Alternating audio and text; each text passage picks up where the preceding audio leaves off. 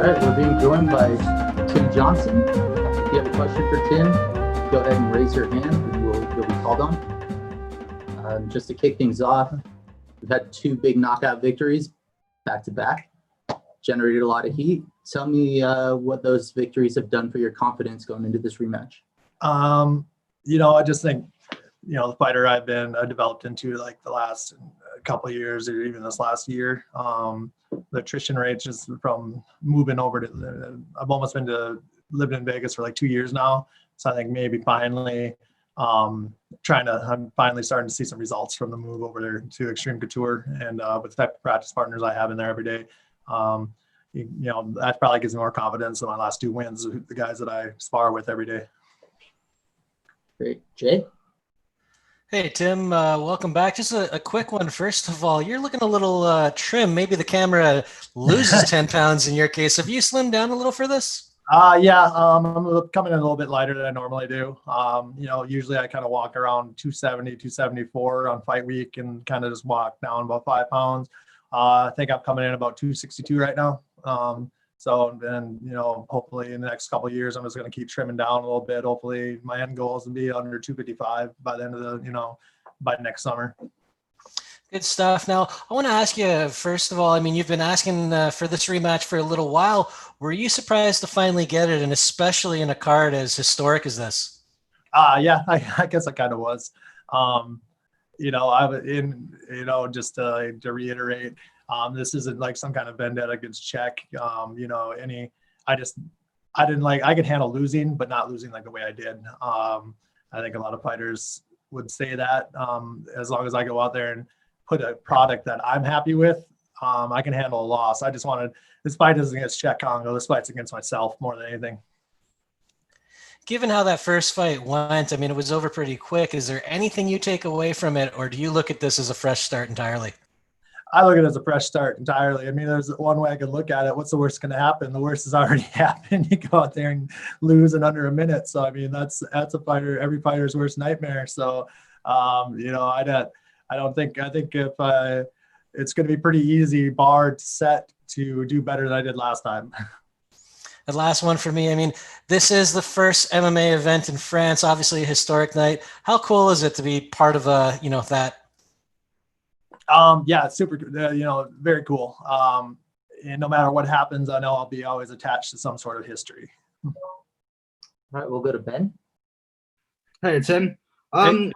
With Kongo fighting for the belt last time around, and obviously there being some unfinished business there, do you believe that a victory over him on Saturday would secure you the next shot of the belt? You know, I'm not 100% sure on that. I'm not going to really talk on that right now. I've just, you know, I've done that in the past where I'm already looking at, you know, where a fight will get me. You know, right now it's just Cheick, but at the same time, I understand the weight of this fight. It definitely should put me in talks of it. You know, beating Matt, he was in the semifinals, so technically he was, you know, in the top 4, and you know, Cheick just fought for one, and you know, that was went to no contest. So yeah, I think at least it should put me in conversation. Just one more from me. If I'm not mistaken, this is your first time headlining a major show, and of course, it's a really historic one. How do you feel about having that extra spotlight on you? I don't even really think about it that much. No matter where you're at in the card, you still have to go and fight. It doesn't matter. If you're the first guy on the undercard or if you're on the main event, it's still it's still a fight. Everything else is just, you know, sidebar stuff. Okay, we'll go to Matt, followed by Giancarlo. Hiya, Tim. It's Matt from Behind the Gloves here in the UK. Hey. I just wanted to ask you, you've had 2 big wins already this year, so you've been really active in comparison with your opponent who's not been as active. Do you think that will play a part in this fight, that you've come off 2 big wins? I could look at it a couple different ways. You know, I've been going pretty steady since I haven't taken a break since June 30th or June 29th. You know, just went into a short fight camp, fought Matt, and then came right back to a fight camp again. So, you know, I might be a little worn out from that. I don't know yet. My body's still reacting pretty well. But from Cheick's point of view, I don't think he's been at this game a long time. It's not going to affect him. Taking a break isn't going to affect him at all. But yeah, I guess maybe I'll be a little more crisp. No ring rust, that's for sure. Thank you. Giancarlo. Hi, Tim. This is an interesting pandemic time for you. You fought at that Mohegan Sun card with no fans, and now you're going to be fighting here in Paris against Kongo with fans. So does that take a toll on you mentally? Like, do you have to prepare differently for that? No, I do a pretty good job of avoiding kind of blocking out fans anyways. But I will say I was more of a fan with no fans. I kind of like that, actually. You know, usually I was just strictly business. Go walk to the cage, fight, walk back out. You know, I don't think it's going to be enough fans that it'll make it too big of a difference. I think they're only allowing like 5,000 or something like that. I'm not 100% sure, but you know, not enough to fill, or 1,000. Well, I was way off, 1,000. You know, that's not enough to really take effect of really a big crowd atmosphere, and you'll just probably hear some individual yelling, but that's about it. And final one for me, like you talked about there about your training camp. These last 2 fights, you've looked really good in there. Just was it any advice or something differently you did in your camp that has led to this? No, that's just what I was saying earlier. I think it's kind of just the attrition rate of, you know, getting beat up every day at Extreme Couture by just a slew of heavyweights. That's which I wasn't getting, you know, when I was in Fargo, North Dakota, I wasn't getting that. And a lot of people switch camps and they want instant results, which doesn't happen. Everything takes time. And, you know, I've lived there almost 2 years now training there. And I think I'm finally starting to see the results pay off. Thank you. All right. Thank you very much, Tim. All right. Appreciate your time. Easy peasy. Thank you. We'll be joined shortly by Ross Houston. You have to know where I go for the commentators.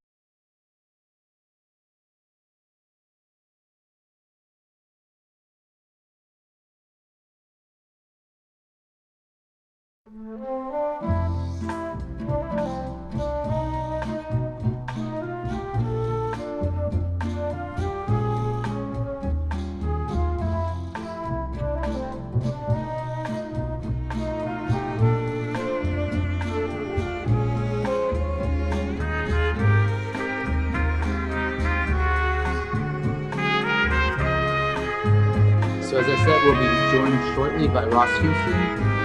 If you have any questions for Ross, why don't you go ahead and queue up by raising your hand now.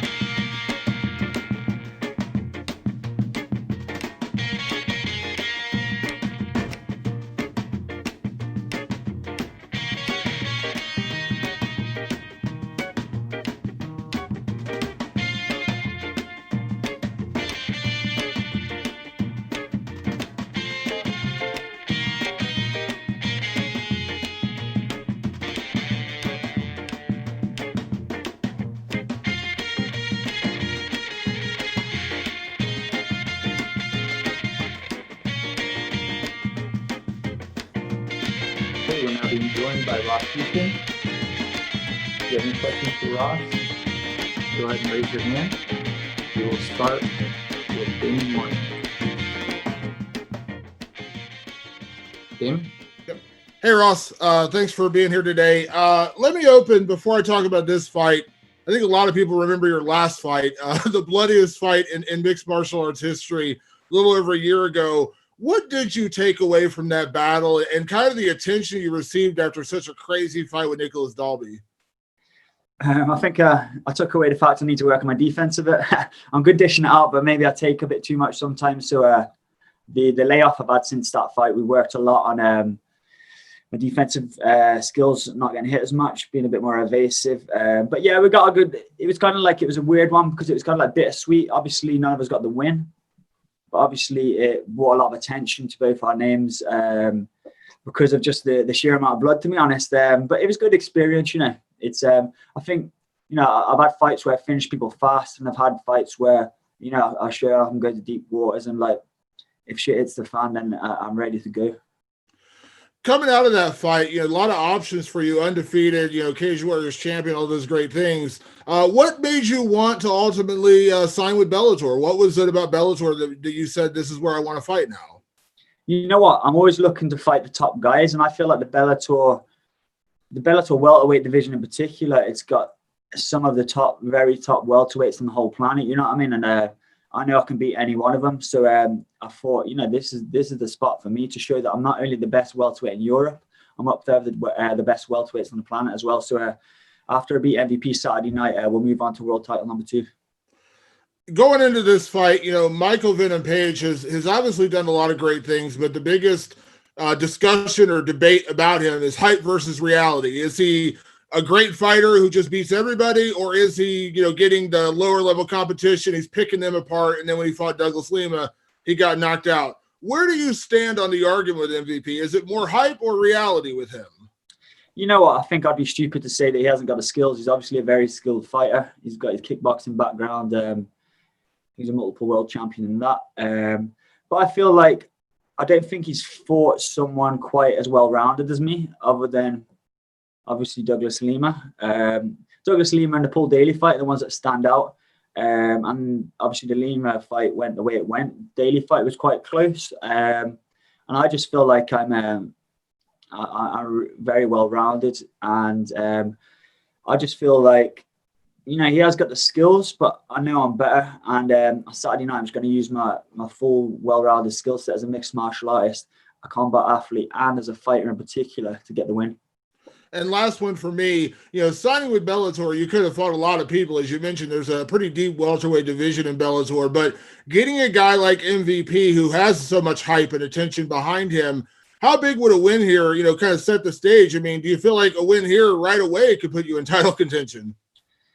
I'll be asking for it either way once I beat him on Saturday. But here's the thing. I asked for MVP because obviously from the business side of things, I know the weight that's behind his name and what a win against him will do for my career. You know, I don't know the guy enough for personal. It's just strictly business. So obviously scalping MVP is going to put me right up there, and I'll be asking for the title shot. Okay, we do have a lot of questions, so if we could limit to 1 or 2, we will go to Donna Corby. Hey Ross, how's it going? Were you expecting to be offered a fight as big as MVP right out of the gate with Bellator? I know that certain guys who have names behind them like yourself have been given, let's say, slightly easier fights than this out of the gate. Were you expecting to get such a big one? You know what? I feel like I could have got easier fights and still got a payday, but that's not the kind of character I am. You know what I mean? So in terms of like, did I expect it to happen? Maybe not, because I felt like I wasn't really from MVP's, from Michael's point of view, I felt like maybe there wasn't a lot in it for him. You know what I mean? Kind of in terms of like, you know, he's obviously got a big name, and what does a win against me offer him? But then, you know what? I'm a world champion. I'm undefeated. So here's his chance to show that whether or not he can do it against someone who's legit. And, you know, he's going to fail at that test Saturday night. So, yeah, man, I'm looking forward to it. Here it is, you know what I mean? I didn't expect it to happen fully, to be honest, but it's, you know, you can play the card you dealt, man. I'll take advantage of this this opportunity. What do you make of his style? He's the kind of guy who he showboats while he's fighting, he showboats after he's fighting. There was a whole discussion the last couple of weeks about similar stuff, you know, where Israel Adesanya didn't. He was pretty disrespectful after his fight. MVP is known to do similar stuff to that. What do you make of the whole MVP style in the cage? You know, I don't really read into it too much. I feel like even though people say be yourself, obviously we've all got different characters in life in terms of like, you know, he's got, it's a business for me, it's a business for him. You know, he's got to sell tickets. So I don't really, I take nothing personally. It's in terms of his style, it is what it is. But here's the thing, I feel like I've got the strongest mind in MMA period in the whole entire planet. So none of his antics, whether it's before the fight or during the cage, are going to affect me. And I think his style, although it's obviously a high level style, it's nothing that solid fundamentals won't beat. We'll go to Jay, followed by Darren. Thanks very much. Just a couple of quick ones. Ross, first of all, I mean, you've obviously had some big fights before in Cage Warriors. The title comes to mind, but the first event in France, how does this stack up? It's crazy. You know what? Here's the thing, because like the previous question, I asked for to fight Michael, and like I wasn't entirely confident that I'd get it. So that getting offered him in the first place was massive, and I didn't know anything about the French MMA history. So it was like when I was told that was crazy. You know what I mean? It's just so weird, because I started this thing almost like, you know, 10 years ago, just as a young lad trying to stay out of trouble, and it's like I never looked too far into the future, and it just like I'm sitting here. I woke up this morning, I'm a curtains closed. I woke up this morning, I like opened the curtains, and like they put me on the top floor in like some fancy hotel in Paris, and it's just looking over Paris, and I'm like, freaking hell, man. It's like, you know, just fighting is what I love to do, and fighting's got me to this position. It's just weird, to be honest.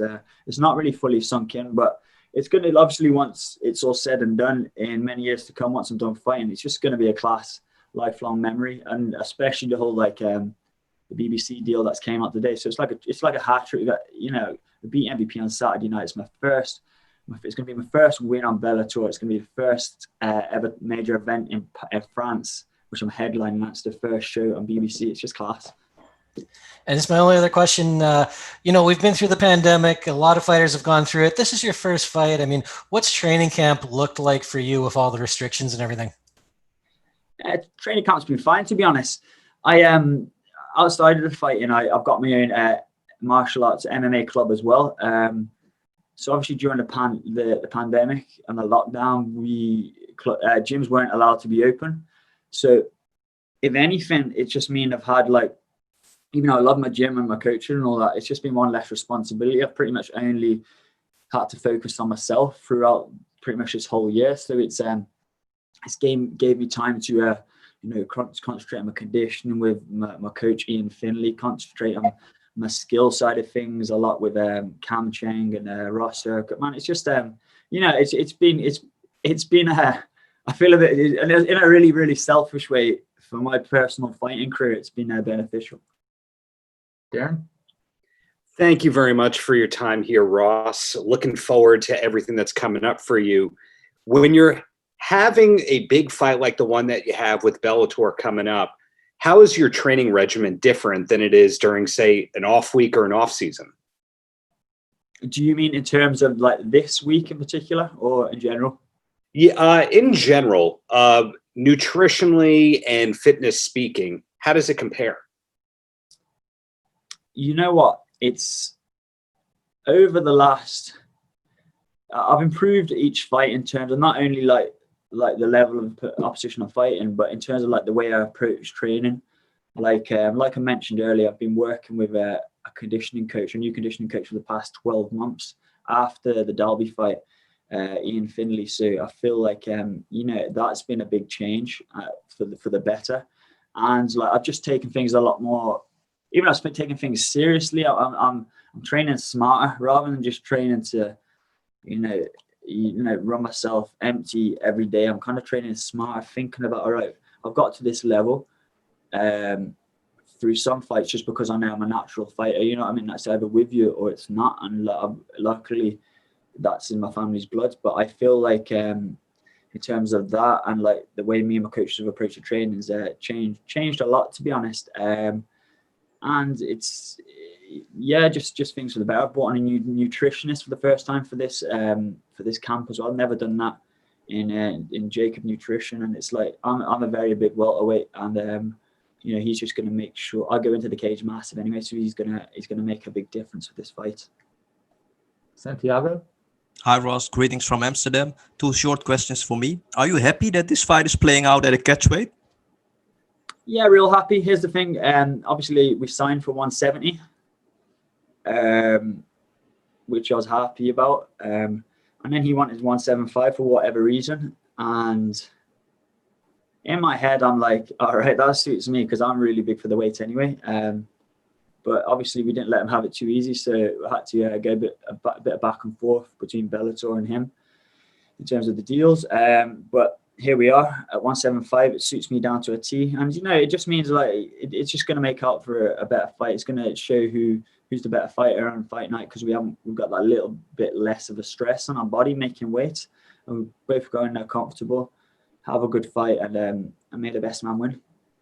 And then last thing for me, Bellator has some excellent Scottish fighters on the roster now. What would it mean to you if Bellator would put up an event in Scotland? And do you think this will be a huge success? For sure, man. The Scottish MMA scene's on fire right now. One of my good friends and training partners, Chris Duncan, got a big win in Milan. He's an absolute beast. So between him and the other Scottish MMA fighters and myself, we do big things, man. We sell out that arena. I know Chris Bongard's got a big Celtic football team following, you know what I mean? So I don't say he'd probably drag a lot of numbers as well, man. So yeah, get it done, man. I'll beat MVP on Saturday night. We've got these wins, man. We've got a lot of hype. So who knows? Maybe Lima title shot in Glasgow in the future. Okay, we'll take just a couple more. Lenny? How's it going, Ross? How you doing? Can you hear me? Yep. Yep, loud and clear. All right, perfect. An MVP this weekend, and we kind of mentioned earlier that MVP is a huge name. He's very unorthodox. But when Bellator rang you and they said it's going to be MVP action, how did you kind of feel about that? Can you say that last bit one more time, please? Okay, so when Bellator rang you, the opposition, that it will be MVP, how did you kind of react to Michael Venom Page being your opponent? I was buzzing. Like I said earlier, I didn't expect to actually get offered it. So it was like a dream come true, to be honest. And it's just so big because it's just really motivating because I'm always looking to fight a better opponent on my last and just constantly climb up the ladder and get to the top. So an opponent like MVP and the stage that it's on is amazing in terms of like the motivation it's given me for training. I've never trained so hard and so well in my life, and it's just exciting. We got 2 top British welterweights battling it out first time on BBC, man. So delighted. I'm delighted. All right, 2 more. Ben? Hi, Ross. Happy belated birthday for the other day. Oh, thank you. I've seen a lot of American fans online who may not be familiar with you and clearly don't watch European MMA, who have just sort of been dismissing your chances as just another can for MVP to crush. Have you seen any of that? And does that sort of galvanize you, sort of being underestimated by some people? Yeah, I didn't pay too much attention to it. I've seen 1 or 2 comments. It's quite funny, to be honest, because I'm sitting there undefeated with a world title around my waist and I'm a can, so I don't know what it says for the other 99% of people fighters out there, but yeah, it is what it is, man. What you're going to do? It's kind of like, in a way, it's kind of like, what the saying goes, if you've got haters and you've got doubters, then you're doing something right. You know what I mean? It means once you got the attention and your name's on the platform, you must be doing something right. And yeah, I feel it on both sides, obviously, because every person MVP fights, he gets told he's fighting a can. But I would hope that he knows that he's up against that on Saturday, or else it's going to be a really, really bad night for him. And just one more from me. You posted a pic of you 5 years ago working on a building site in Paris before you turned over to MMA full-time. Do you have any advice to any young fighters who may be working a career alongside their MMA journey I'll be contemplating as to whether or not to go full time in the sport? Here's the thing, it's like everyone's got to live and earn money. So I was in a position where before I quit my job on the oil and gas industry, I knew that I was able to open up an MMA club. So you've obviously got to have some kind of income and revenue coming in. But the way I looked at it is, like, I look at it in loads of terms of things, because some people are like, this sport's bad for you in terms of like your health, and like there's nothing guaranteed in terms of like money and all that. But you only live once, and you've only got a short period between, I don't know, like 18 to like 35, 36 now, where you can compete in this sport, you know what I mean? So and you only live once, man. It's a bit of a cliche, but you give it a go, man.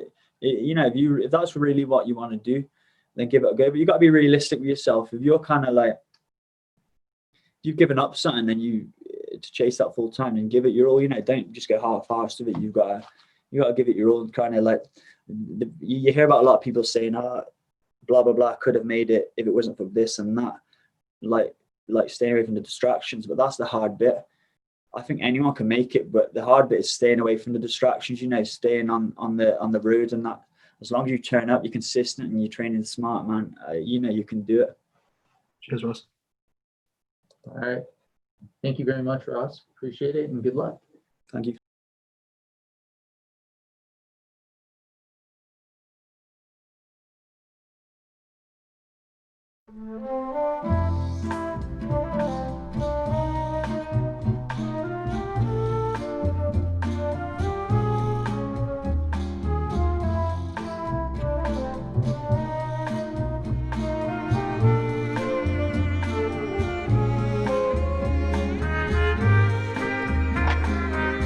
Sorry if we didn't get to your questions. We will be joined shortly by Saul Rogers. If you have questions for Saul, go ahead and use the raise hand button now.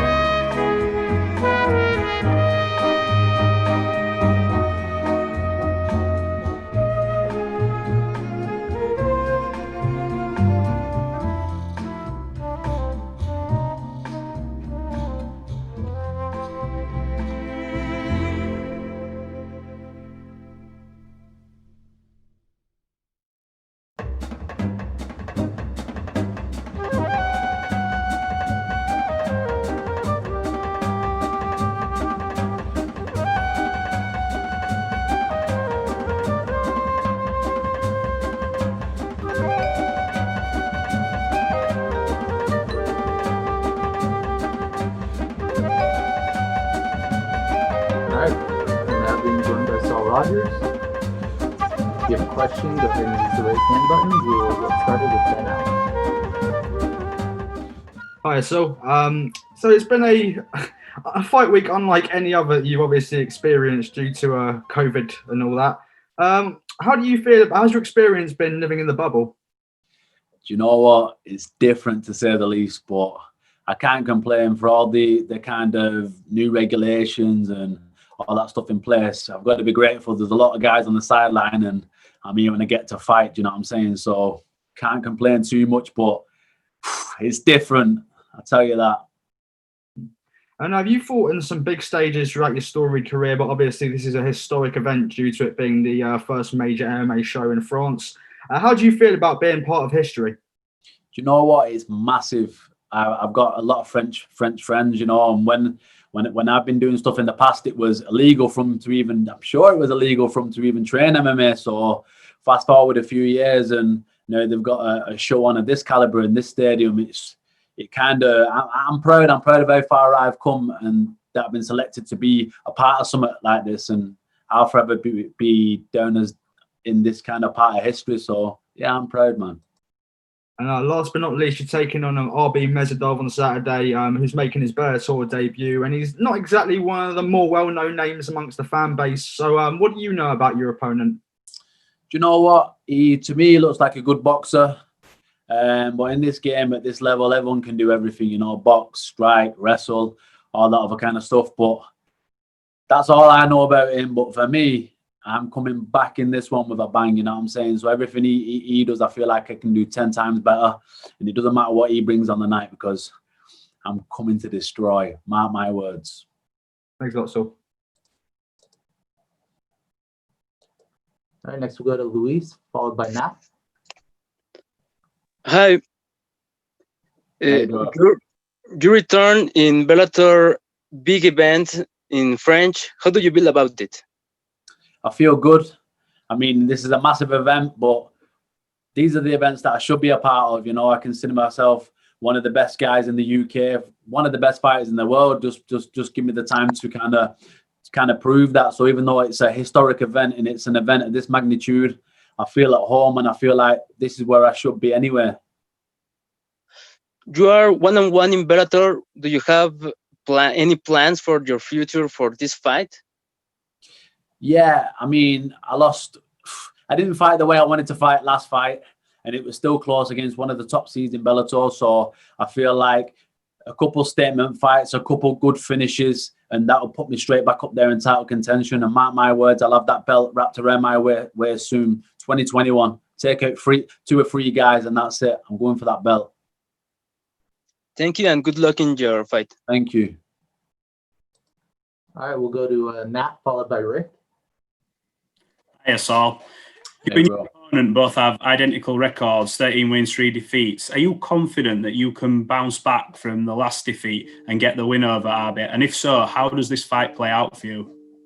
We've both got similar records, but again, I should be another 4 wins onto that record because my tough fights as well, you know what I mean? It's fucking tough. I'm fighting some of the best guys in the world as well. Most of these guys are going on to do well in other promotions now. So really, I should be 17-3. And if you look at the caliber of guys I fought all throughout my career, I fought the highest level of guys, you know what I'm saying? So I feel like he's not fought the guys I've fought. And the way I'm feeling right now, it doesn't matter who you put me in against. You put me in against the RB, you put me in against the champ. I'm going to destroy anyone you put me in against. And I'll put my life to that. Thank you. Okay, we'll go to Rick. Yes, how are you? I'm good. How are you? Good. My question is, how's the pressure going on for this week for being in the Bellator kickboxing and the first time in France? Do you know what? It's like any other day. There's no pressure. I've been doing this a long time now. Been competing at this level a long time. So it's any other fight. Do you know what I'm saying? No different. I'm just glad that I've been chosen to be a part of this historic event, something that will go down in history, and I'm a small part of that. But as far as pressure goes, there's no pressure. All right, thank you. All right, we'll go to Donna. Hey, how's it going? I wanted to ask, a few of the guys that you were on The Ultimate Fighter with, who you beat relatively comfortably, have gone on to do great things in the UFC. I'm thinking Billy Quarantillo particularly is on a real tear right now. Does it ever frustrate you to see those guys that you kind of handled doing so well? Do you know what? You got guys like him. You got guys like Ryan all these guys, Ryan like calling it top 5 guys. And I beat both of these guys comfortably. And you put me back in the cage with them guys, I'll beat them both again. Do you know what I'm saying? All I've been missing for recently is a little bit of my confidence, which I've more than got back now. So although I was kind of frustrated for a long time seeing them kind of perform like that, I've kind of took a step back and thought, do you know what? Instead of kind of concerning myself with them, I need to be concerning myself with being the best fighter in the world, which I truly believe I am, and I will be over time. So that I've kind of switched the frustration to a bit of self-confidence and self-belief, and it's kind of boosting me up there. So I know what I'm capable of, and soon I'm going to go out there and show it. Obviously, you're an SBG guy as well, so maybe it's not something that's possible, but I know that there's the different branches and stuff. I saw on when I was looking through your record years and years and years ago, you fought the great Artem Lobov, and he has talked about coming to Bellator and fighting in the cage. He said it's inevitable. Would you ever see yourself mixing it up with him again?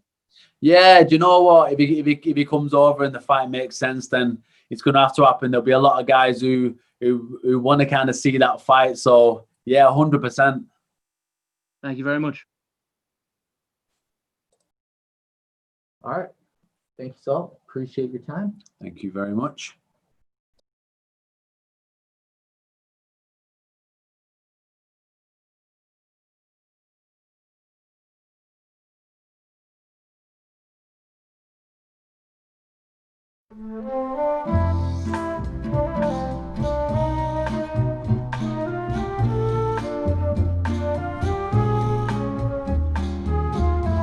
All right, we will be joined shortly by Ryan Scope. If you have a question for Ryan, go ahead and queue up now.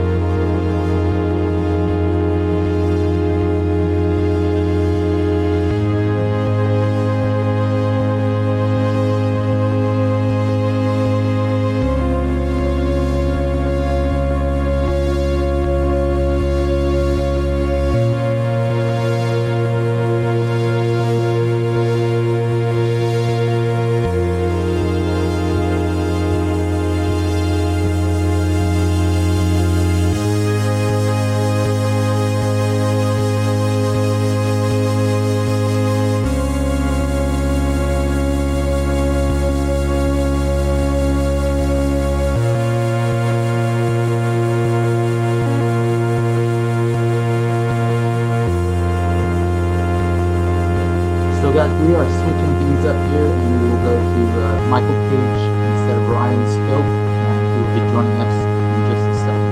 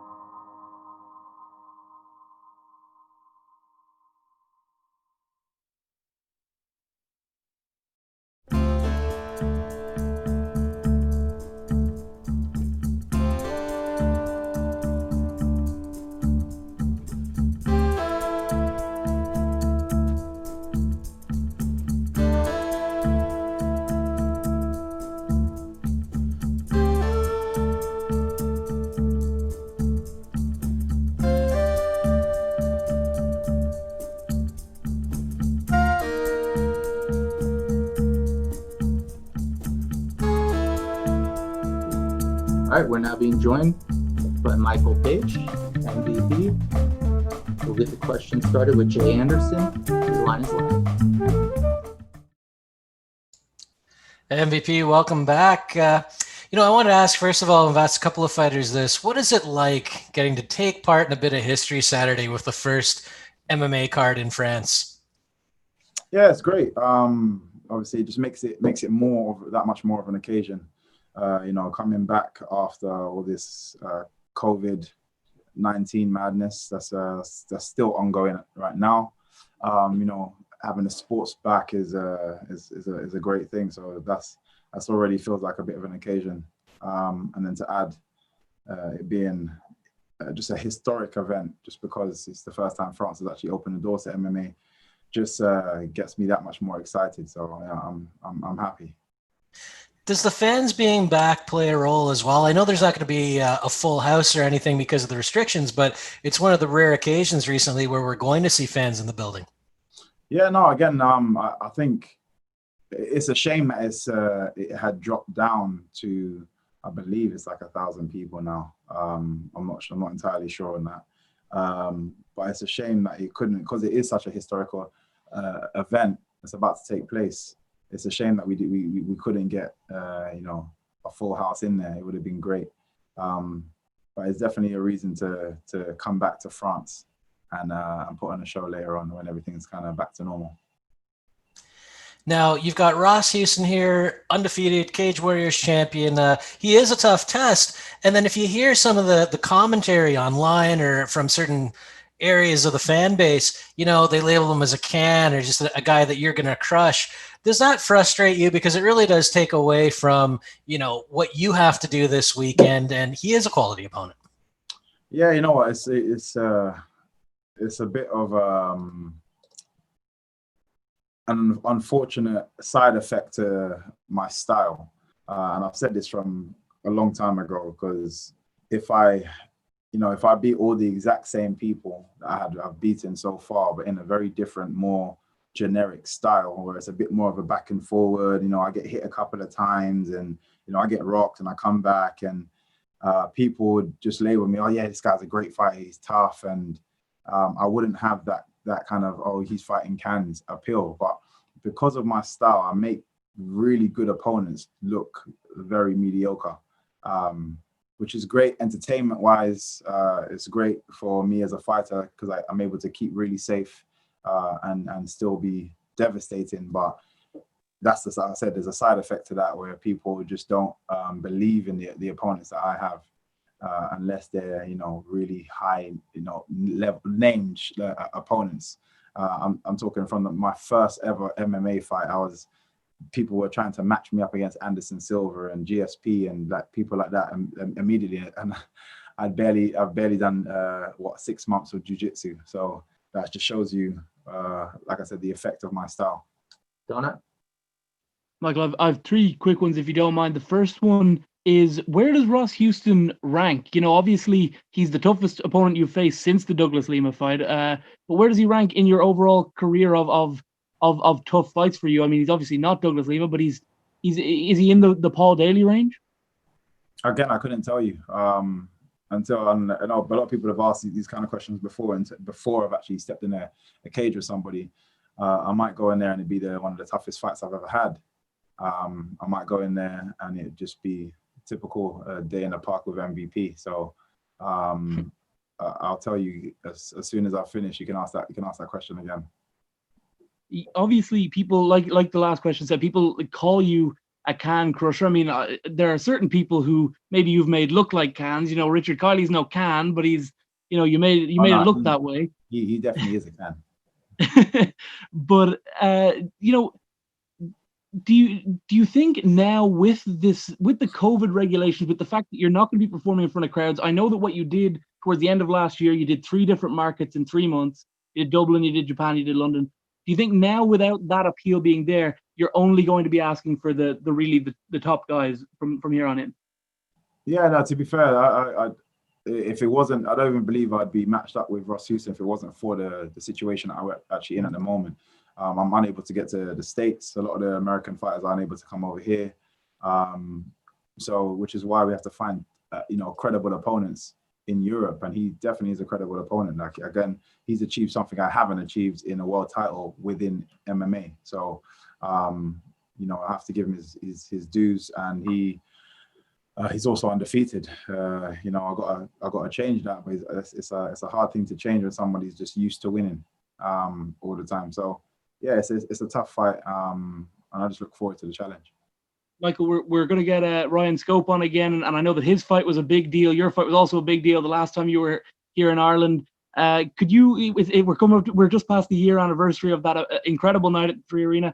Can you kind of, can you have a word on looking back on that great night, the build-up? You obviously had a very heated build-up to your fight that evening, and kind of tell us your best memories of the time you fought in Dublin. Oh mate, just that whole week of being out there was amazing. Stepping into the arena and hearing, I love supporters that really do support, and one thing I liked about the Irish fans is they support their own, and I think that's important to them, and they're passionate about their country, which is, again, I love to see, which I don't get to see as much in the UK. In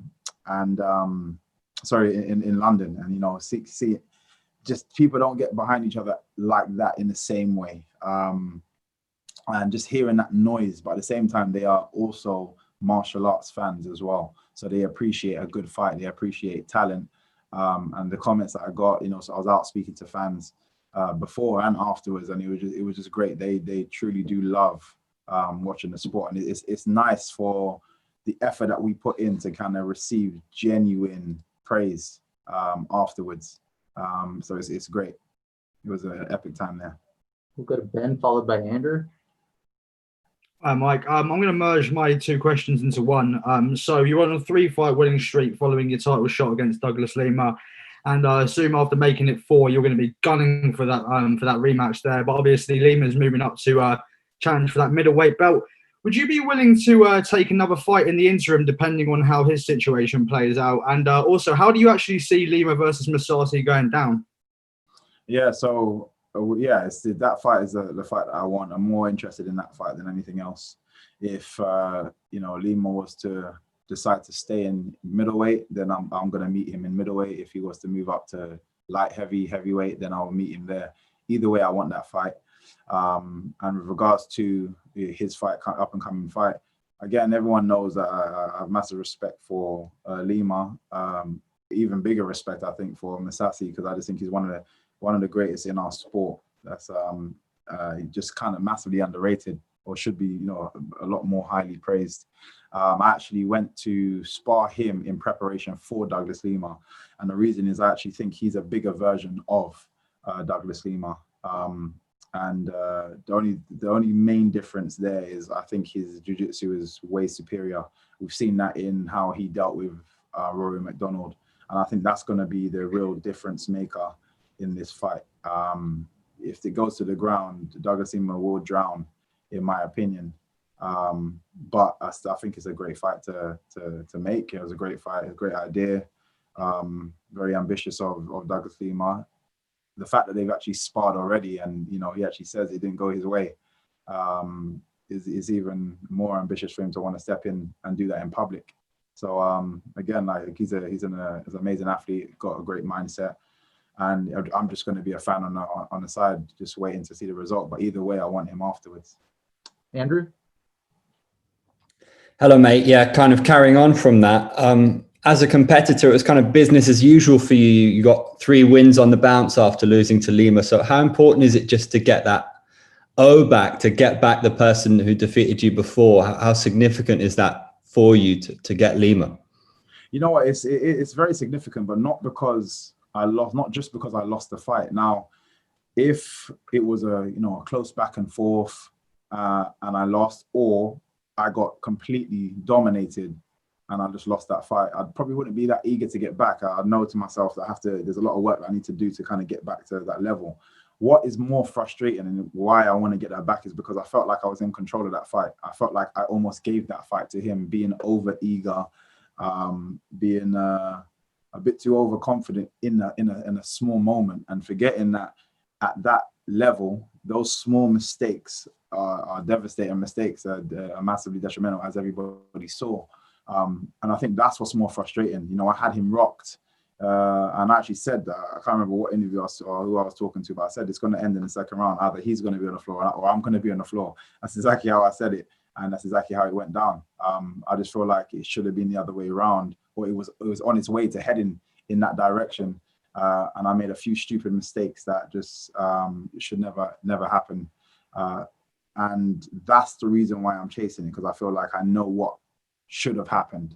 And it's more frustrating when you feel like you gave something away versus actually just losing.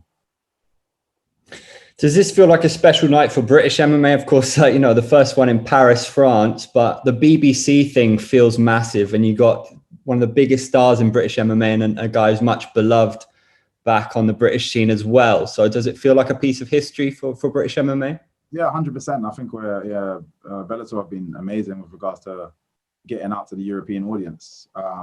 People are really starting to know who Bellator is, know the organization of Bellator, and this is re-educating people that think UFC is MMA, which is great. So people are like, really are starting to acknowledge different organizations and actually understand what our situation is.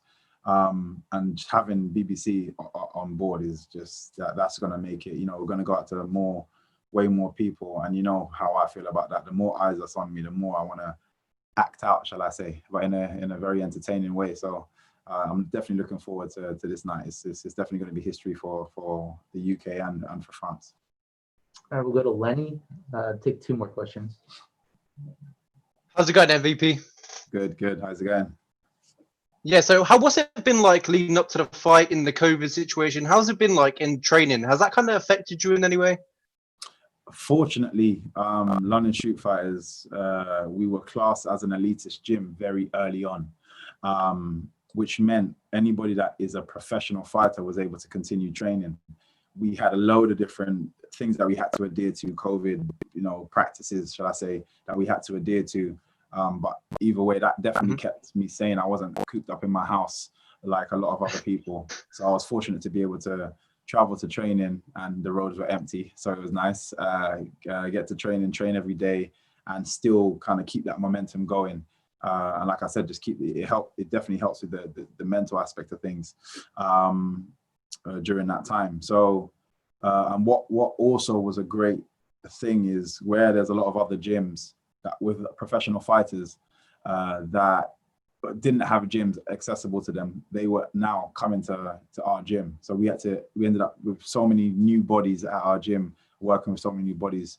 A lot of people are very scared of our gym just because we've got a bit of a reputation about how hard we spar and how tough it is there. And it is definitely tough there, but people were then forced to come just because they had no other options. And it was great, definitely a good time for our training. Yeah, so we'll talk about the fight this weekend against Ross Houston. Do you feel like, what are you going to expect from Ross Houston that night? I don't really expect anything other than him being a tough MMA fighter, and he's gonna want to go for the win. It's a lottery night for anybody that fights me, because they'll make a name for themselves immediately. So he's going to be a tough MMA fighter. I've come across a load of them, and I'm going to be me. And a lot of the time, being me works. So that's what I'm going to focus on. Okay, we'll take two more. Santiago, followed by Michael Morgan. Hi, Michael. Greetings from Amsterdam. Do you still want to do boxing matches, or is your focus only on MMA? My focus at the moment is MMA, but I definitely I'm not stopping with the boxing. I think I just liked interrupting things over there, because I get the feeling they don't like people coming in from the outside and causing a bit of an uproar, especially with the kind of style that I have. There's a lot of boxing pugilists that just can't stand that kind of style, full stop, and it's even worse when it doesn't come straight from boxing. So yeah, I'm definitely not gonna stop doing the boxing. They don't like that, man. I love that style. One last thing for me, Michael. Bellator is looking to come to Amsterdam next year. Would you like to fight in a country like Holland, where the people adore beautiful striking like yours? Exactly, it's the same thing I said about the Irish fans. In Amsterdam, it's exactly the same. They are pure. They love martial arts. They love combat. And I go over there quite a lot. I've got a lot of friends over there. I used to go back and forward almost just every year. I used to go like 3 or 4, 5 times just to go and see friends over there. And I've seen how they are over there with regards to the martial arts. So it's Amsterdam is definitely a place I'd like to perform in.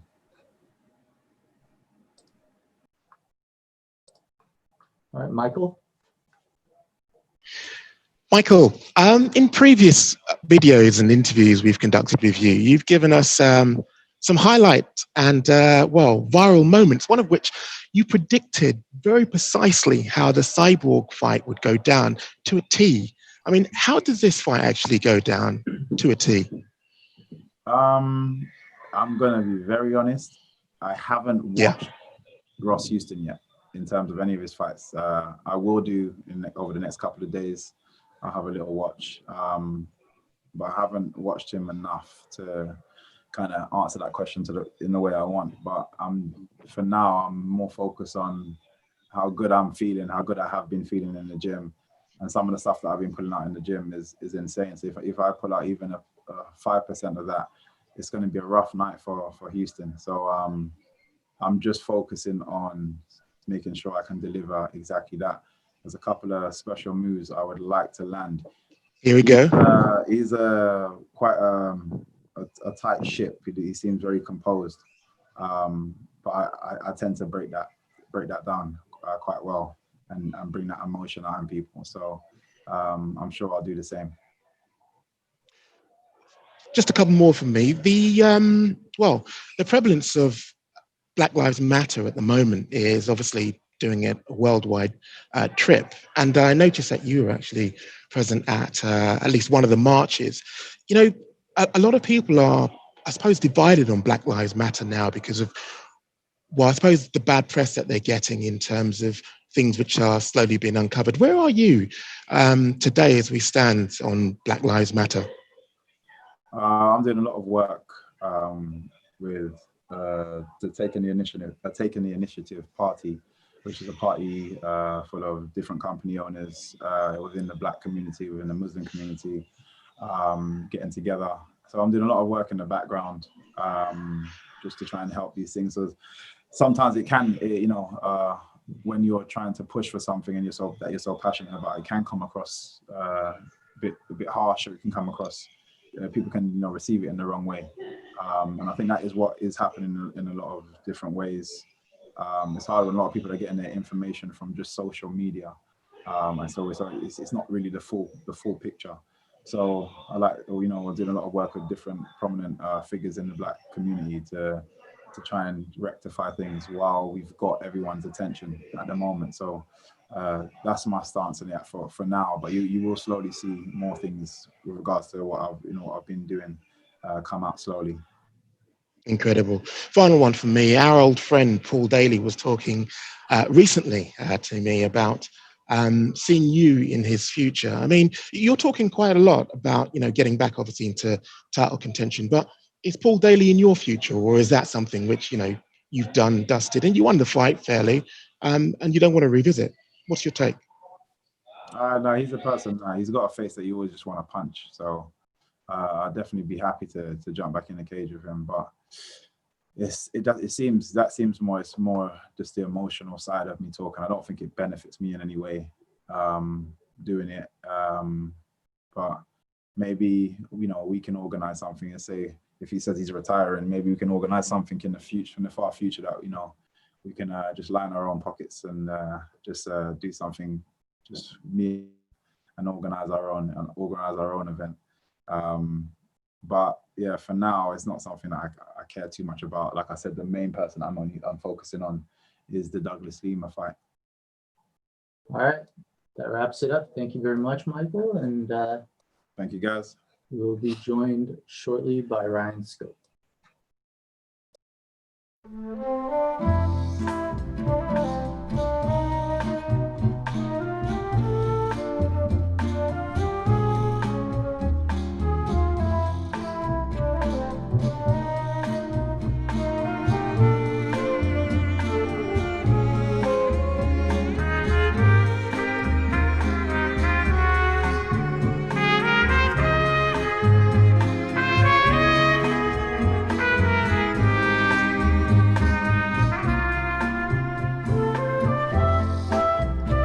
We'll be joined here in a second by Ryan Scope. If you have questions, please use the raise hand button now.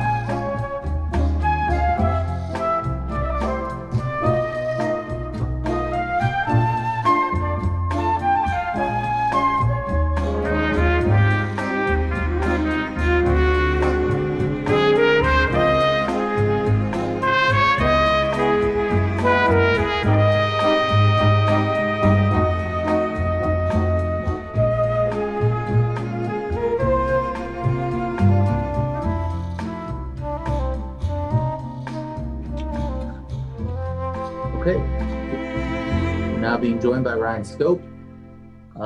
We'll take a couple questions, starting with the question we received from Steve Jewin. Ryan, why did you decide to take this as a catch weight at 160? That wasn't my choice. My original opponent, Paul Redmond, I think he must have been a bit heavy or something, so he asked for the fight at that weight, and I just said yes.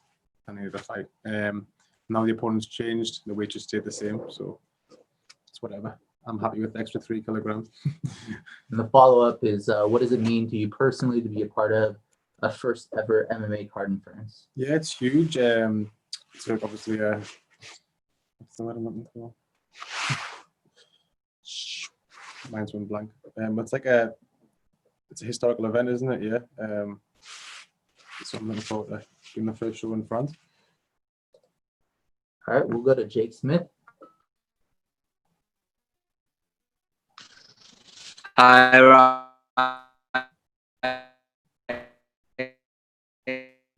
and how's it going? Hello? Went a bit weird. Hello? Yeah, Jake, all right. Can you hear us now? Yeah, we got. So, Ryan, I mean, Pitbull, Peter Queally, and now Alanoma, you certainly not want to sort of back down from these big fights. How important is it for you to keep taking on these big names? Like I say, mate, like my last fight obviously was a bit unlucky, but I've never been the one to take easy fights. You know what I mean? Alame is 25-3 on short notice. A lot of people would have just said no, but I'm confident. Had a really good camp, and I'm ready for whoever. You mentioned, of course, there's a short notice as well. How much time have you had to sort of study Alan's game, or is it something where you more focus on yourself and focus on your opponent going into a fight? Yeah, more focused on myself. Obviously, I've watched a couple of tapes of him. I've seen some good things, some bad things. But I'm not going to dwell on it too much. I'm just going to go in there and do what I do. What sort of version, I guess, of Ryan Scope can we expect to see? Because during lockdown, I know you've moved a little bit of your camp down to 4-corner combats as well to help develop. What version of Ryan Scope are we going to see there come Saturday night? Just like the fittest, best version of Ryan Scope. Do you know what I mean? I've cut no corners this time. I've been criticised for being lazy in the past, and it's true. But this time it hasn't been the case. So I'm ready. All right, Donna. Hey Ryan, could you talk us through what exactly happened with the Paul Redmond fight, and do you believe you two are going to cross paths again? Possibly. I mean, Paul Redmond broke his thumb, I believe. So it's a shame, but it's a fight game, isn't it? These things happen. Which obviously training hard every day, twice a day. So you get injuries. Like I say, when I beat Alan, I'm going to be going in line for someone above Redmond. I would hope anyway. But if he wins his next fight, we can get it on. Definitely, if he still wants to. Obviously, you were involved in your last fight. It was a legendary night in Dublin. Of course, it didn't go your way. But what are your memories of that evening and the whole build-up and what happened that night in Dublin? First off, it was just a really sick atmosphere. Even though I was the bad guy, it was still fun. Do you know what I mean? I still buzzed off the crowd and everything. Obviously, I wasn't myself that night, as you could probably guess from the first round. And then I had no cardio. Do you know what I mean? I didn't have enough cardio to finish the fight. Obviously, Peter is a very tough opponent, hard to finish. But I think if I'd just been a bit more clever and not rushed things, I would have got the job done. You fought the both of them. Who wins when they eventually meet up, Peter Queally or Pitbull? I definitely like Peter better as a person, so I'm going to go with Peter. But Pitbull can always catch you with that one shot. But Pitbull also gets tired, so Queally could drag him in the later round. So it is a tough one. I think if Queally would win, it would be by decision. And if Pitbull would win, it would be obviously by a knockout. Last one from me. How important is it for you? Obviously, this show is going to be on the iPlayer. That's a huge deal in the UK. But also, you're going to be in front of fans again. I mean, of course, throughout this whole thing, we haven't had fans at an MMA event for God knows how long. How excited are you to be back in front of at least 1,000 people on Saturday night? Yeah, it's good. Obviously, having the crowd there is good. And obviously, it's the first ever event in Paris. So it's going to be an experience. I'm looking forward to it. All right, let's go to Lenny. How's it going, Ryan? All right, mate. Yeah, so you're from your Northeast yourself. How important is it to get a win for the Northeast this weekend? Put Northeast on the map in the Bellator promotion. Yeah, always. I'm where I'm from. Do you know what I mean? I love my city. I love where I'm born. All my friends and family back there going to be cheering for us, so that'd be good to bring it home. I'm definitely not from the Northeast, but I live in the Northeast, so I kind of going to cheer for you, and hopefully you get the win this weekend. But how important it is for you to get the win this weekend, and does that kind of So I kind of lost my question there. So you're still to get your hand raised in the Bellator cage this weekend. Does that change, and how do you do it? 100% going to change. I'm going to walk out there and just put on Alan from the bell, and just be in his face and just being nasty. Do you know what I mean? And he's going to leave the loser. All right, we'll go to Ben, followed by Matt. Hello, Ryan. So you're obviously coming in on the first losing streak of your career, despite giving a very strong account of yourself in both of your Bellator appearances. Has there been any shift in your mentality going into this one to ensure that you get yourself back into the win column? Yes, definitely. Just like I say, with my effort and training, my positive thinking, just believing in myself. Do you know what I mean? Believing in my abilities, not letting those demons creep in when they do. So I'm going to be as strong mentally and physically for this fight. And also in the past year or so, you've had a couple of fights fall through due to injuries. Do you have any problems? Did you have any issues basically maintaining your motivation during a bit of a difficult period? Yeah, it was. I think it was tough for everyone. There wasn't. I think everyone was in the same boat. I got bored of backyard workouts after about a week, so it was hard to stay motivated. But once the pro athletes were given the go ahead to start back training and stuff, I was straight back in there. Just one more from me. Where do you see yourself amongst the Bellator lightweight division once you get a win over a guy called Alan Omar, who's obviously very credible former UFC veteran? As soon as I beat Alan, I'm going to be back in the mix. People are going to start talking about us again. Do you know what I mean? MMA people are fickle, so if you lose a couple, you get forgot about. But I'll be back, and I'll be back in with the best. I can easily hold. I've held it with Pitbull's brother. Patricio's the champion. I'll fight both of them. I don't care. Do you know what I mean? All right, Matt. Hiya, Ryan. You did mention that you're coming off back-to-back defeats, but to very credible opponents. Alan's obviously coming in 5 consecutive wins. Do you see things in his style which you can exploit to get you the victory come Saturday? Yeah, Alan's obviously been fighting lesser people than I've been fighting. He lost a couple, and he's obviously handpicked a few of his last opponents. I've never done that, so that's obviously shows weakness in his character. But he is tough, and he is a veteran, and he's got good cardio. He'll be there. I know he's going to be digging until like he can't give any more. Do you know what I mean? But like I say, I think as long as I'm clever and I'm a lot more technical than he is in the stand-up game and on the floor, so I've got no worries. Thank you for that. All right. Thank you very much for that. Thank you very much, mate. Yep.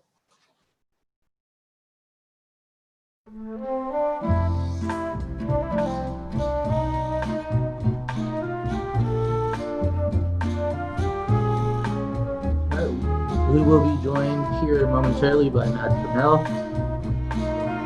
If you have a question, go ahead and use the raise hand button.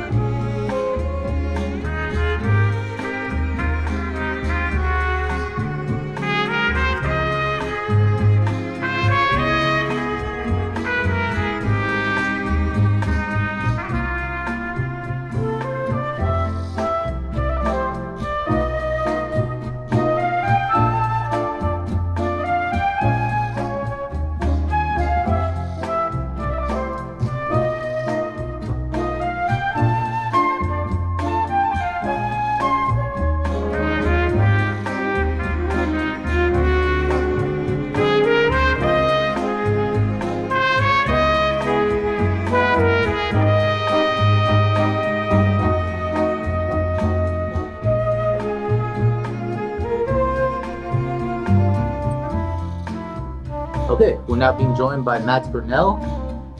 If you have questions, go ahead and use the raise hand button. We will start with Philippe.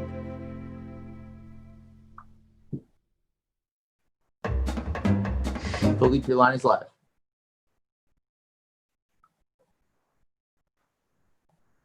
Up. Hi, Matt, how are you? I'm Philippe from the Fight Site. Welcome to Paris. What's up, Philippe? How you doing? I'm doing great. I'm very pumped to see you fight this weekend. Actually, for me, you're kind of like the main event, bro. So, Thanks, man. I was super surprised that you signed with Bellator, but I was pleased with it.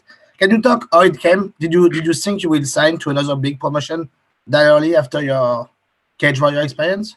To be honest, I've been hot for Bellator for quite like a couple of years, and then it was natural, and then the opportunity was there, and it was just natural. So that was perfect. That's pretty dope. Earlier this year, you did an interview with a colleague of mine called Ben. You did a long interview from Ben from the Fight Site, where you mentioned Ben. we talk about Japanese neckties, boxing, and you mentioned that you had like a huge love for boxing, and that you will often get, in those months where you study one specific boxer, like a James Toney, Arthur Gatti. I saw you put some Johnny Tapia highlights recently. Can we expect some stuff from Johnny Tapia that I should watch on Saturday? Not necessarily. Like that fight, I just really liked because they really went for it, like Paulie Ayala and Johnny Tapia, and it's just like throwback, nice fight, two great fighters duking it out. So that was really just for like the entertaining part. That fight I can't really take something out of, but yeah, it was a good fight. I haven't really studied Johnny Tapia that much, other than he was, rest in peace, a cool fighter. Really cool fighter. All right, question from Steve Jewin. Given your recent run of success here in Cage Warriors, are you at all disappointed with how your UFC stint went? And are you looking to prove something here on Saturday night? So how I feel is like martial arts is MMA. It's like a learning process. And like I was young, I'm still young, and I learn on the job. I'm still learning. What I try to do is I just go out and perform to the best of my ability. That's all I can control. I cannot control results, this and that. All I can control is going out and performing to the best of my ability. And if I do that, then I'm going to have a great night. Yeah. And a follow-up, the Japanese necktie, you've secured a couple of victories with that, I believe 4. Yep. What is it about that move that you find available so often? I don't know, people stick their head out and I take their head home with me. I don't know. Yeah, it just fits right into my game. And yeah, it's a good submission, a very underrated submission as well.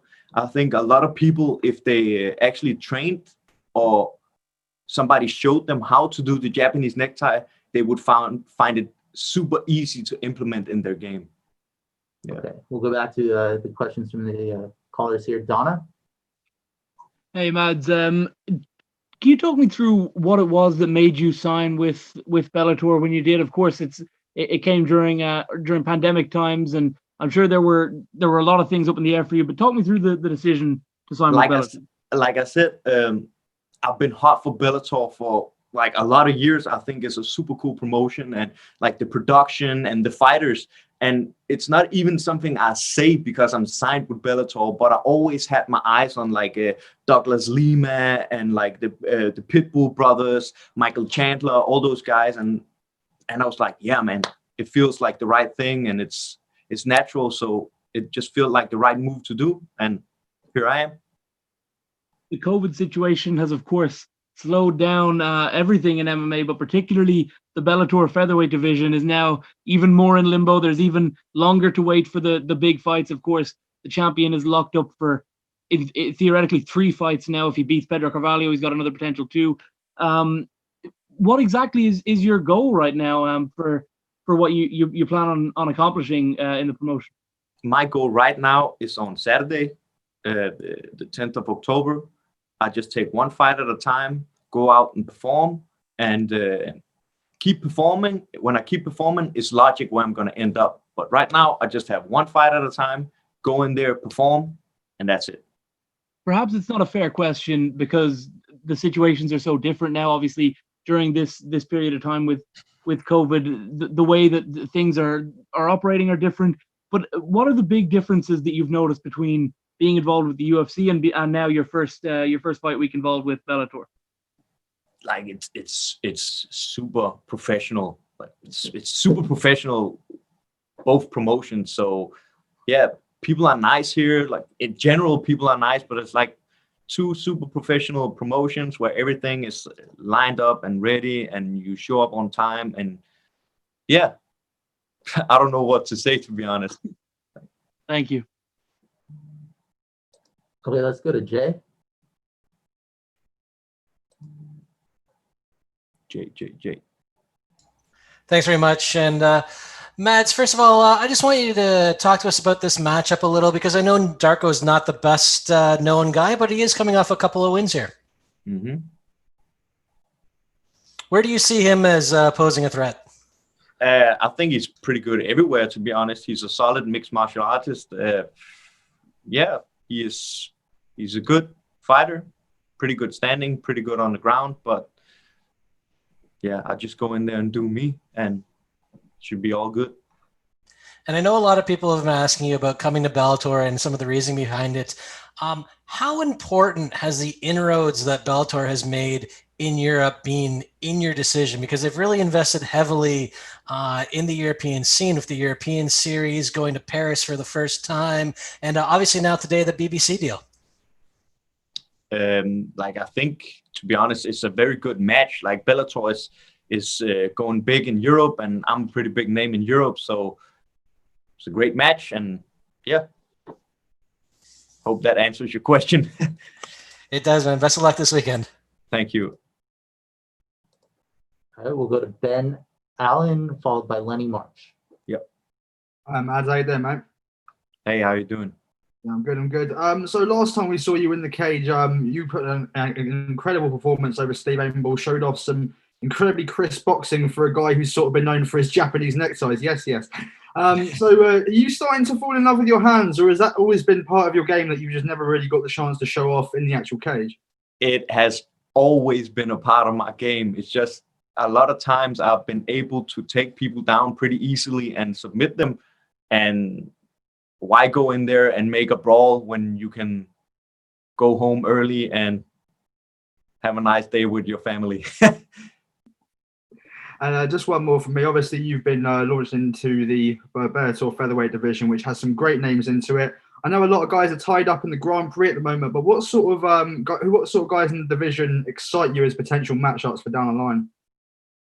I don't think that way right now. Like I said earlier, one fight at a time. But a dude I look up to be honest, I think he's a great fighter, is the current champ. I think he's a great fighter, and yeah, I wouldn't say look up to, but I think he's a very great fighter, and he's all round. He's like one of the best out there.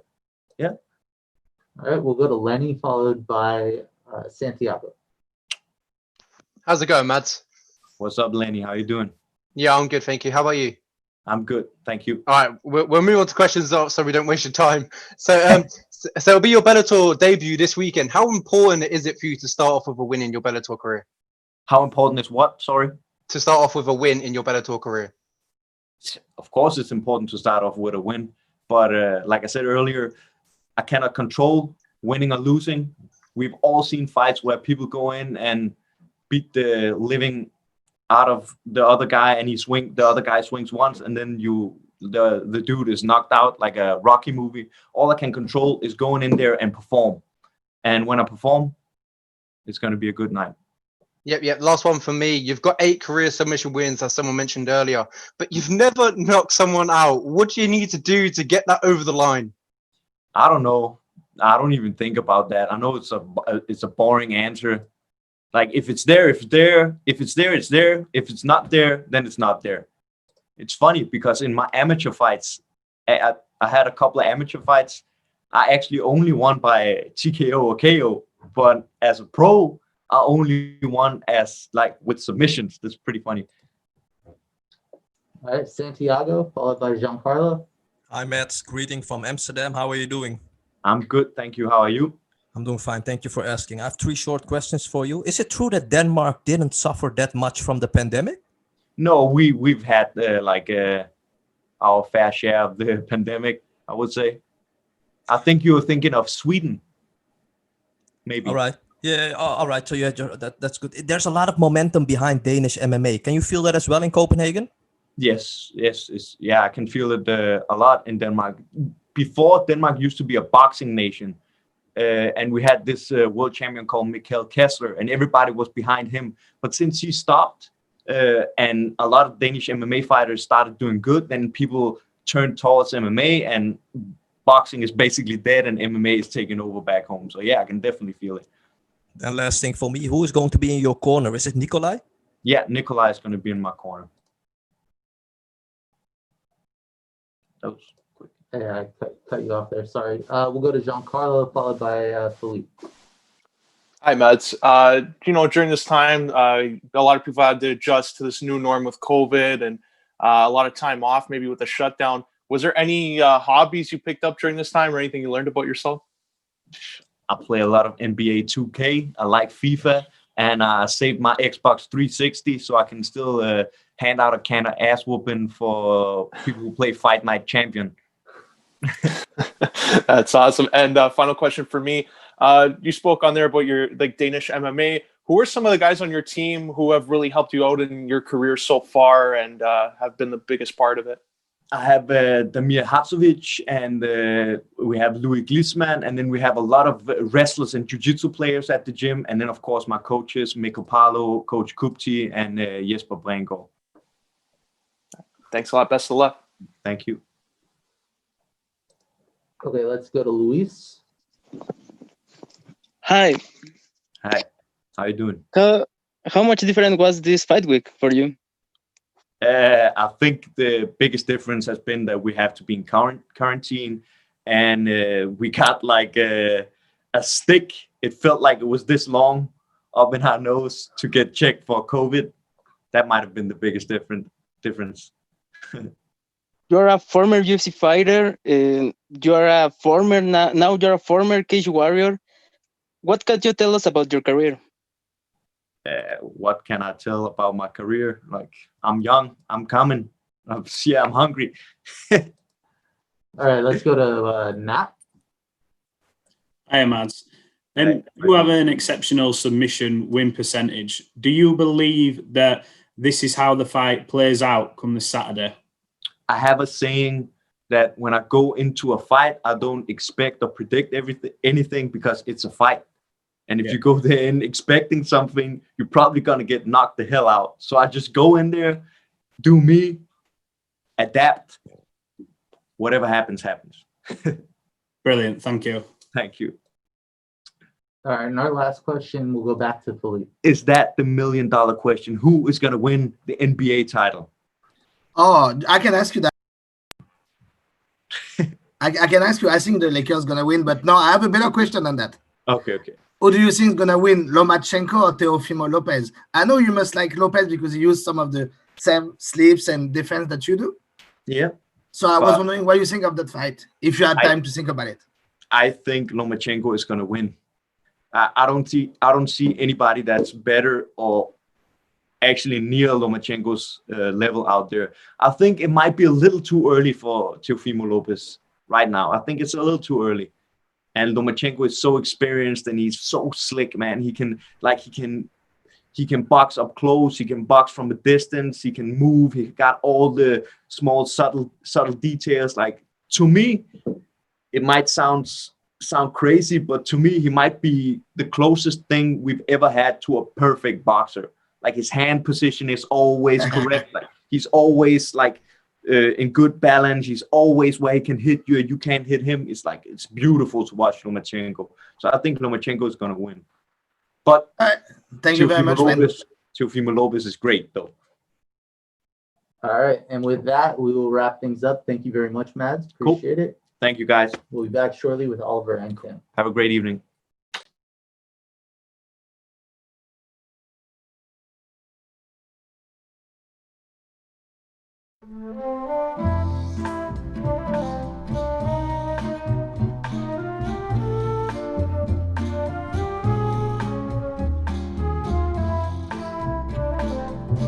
All right, we'll be joined shortly with Oliver Enkamp. If you have questions, go ahead and use the raise hand button now.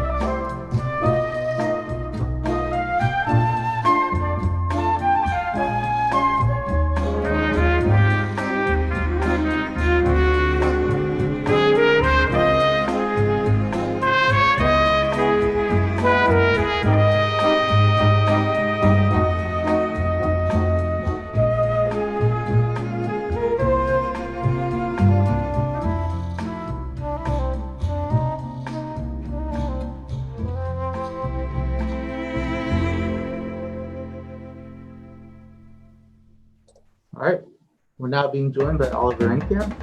A couple questions for you here. How have preparations for this fight been as far as the pandemic is concerned in Sweden? Yeah, so we had a bit more relaxed approach to the pandemic, and at first few months before summer, we had to train outside. So it was more strength and conditioning based. But for the past 8 weeks, which has been the length of my fight camp, I've been able to train as usual. So I wouldn't say it has been affected really. And since coming to Bellator, you're 2-0 with 2 first-round finishes. Is there anything specific or any changes in your training that you attribute that success to? I think it's a matter of focus, and like I was fighting mostly local shows in Sweden before I got a short notice fight on the first big league when the UFC came to Sweden in 2017. And that was kind of my first interaction with a really high level, and I learned so much from there. And I think I just brought everything with me from every fight to Bellator, and I had a good momentum. So, I mean, now my third fight will probably be even better because I've learned so much from these first 2 ones, even though they were quick finishes. All right, great. We got a question from Steve Jewin, MMA Mania. He says, you're already called the future. So what does that future look like for you with the win over Emmanuel Dawa on Saturday? Well, that's funny because that name was given to me like 6 years ago. I don't feel like the future. I feel like the present now. So we can change it to the present. But to answer your question, I'm looking at one fight at a time. So now my focus is on Saturday. But after that, I would really like to fight in Sweden because it's been rumored that Bellator is going to come to Stockholm. And that would be a very nice fourth fight for me. So if it's on the horizon, I'm going to wait and hold for that and hopefully be like a main event or co-main maybe. Awesome. We've got a couple questions here. We'll go to Ben Allen. Hello, Oliver. So you're 2 for 2 now in Bellator with 2 first round finishes, very eye catching. I know you want to fight in Sweden next, so in an ideal world, but do you think a win could potentially catapult you even into the title picture?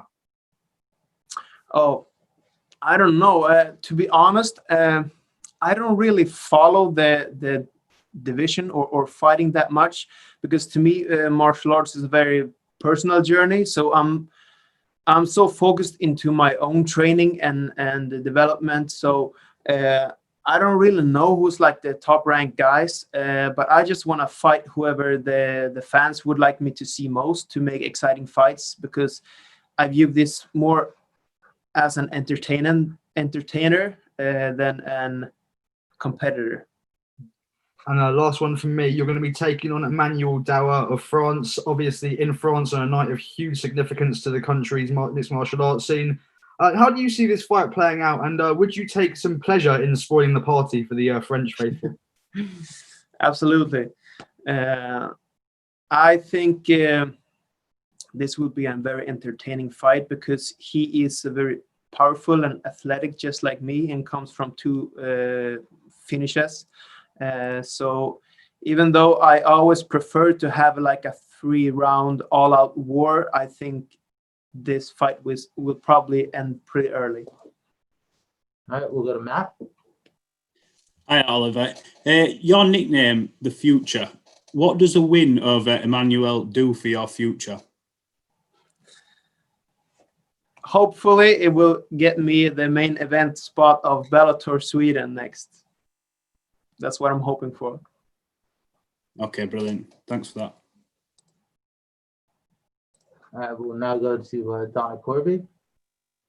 All right. I know that you just said that you don't particularly follow the division too much and you're not too concerned with what else is happening in the division.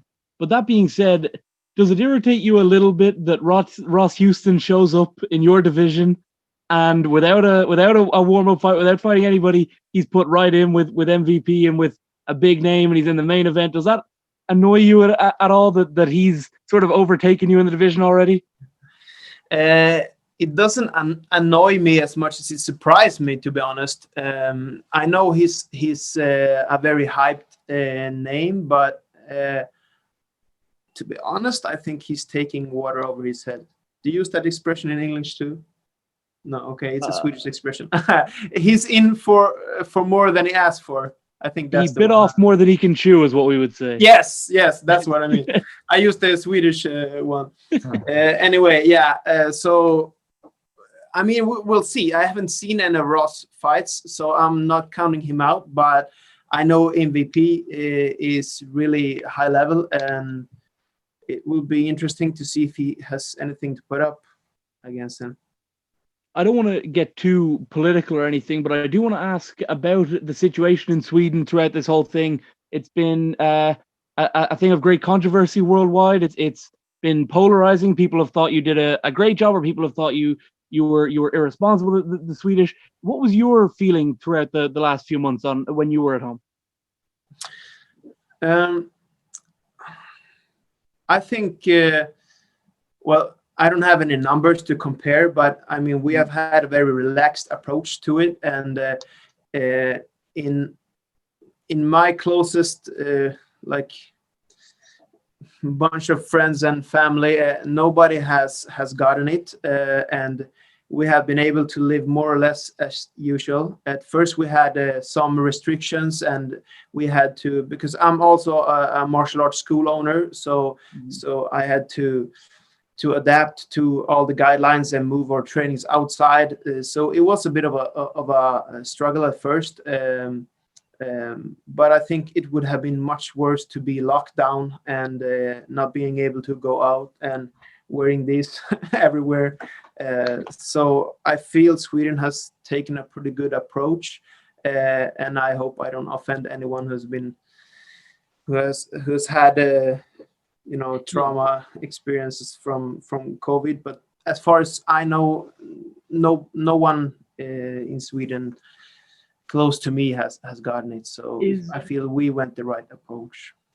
Is it possible? Is it strange for you? I know that everybody coming into the bubble has, into bubbles in boxing and MMA has they've been on various levels of lockdown themselves. They know kind of the drill. Is it jarring for you? Does it affect you negatively to have to go into such a strict environment now, whereas you're from the country that was probably most relaxed towards this? Not really. I mean, I've been quarantined now in my room for 3 days, but I brought plenty of good books and a computer with Netflix. So what have you been watching? Cobra Kai. Oh God. Yeah. It's a bit nostalgic since I come from a karate background. So yeah, I saved it for this trip. Thank you. Yeah.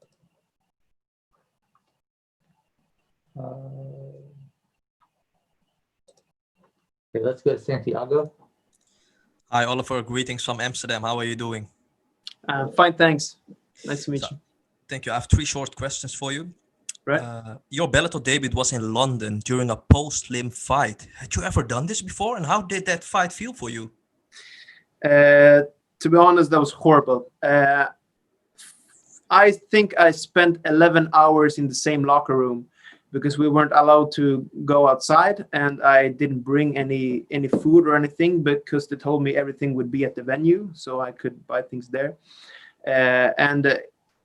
During the night, I was the last fight on the undercard. So the main cards has to start at a televised time, So all the fights before mine went like 3 rounds. So as time passed, they had to move my fight to start the televised main card right on time. And so I had already warmed up and was prepared to go out and fight. And they came back and told me like, okay, we have to postpone your fight, maybe 4 or 5 fights. So 4 fights later, I start to warm up again, getting that feeling. And then they come back to tell me, no, it's going to be like 3 or 4 more fights.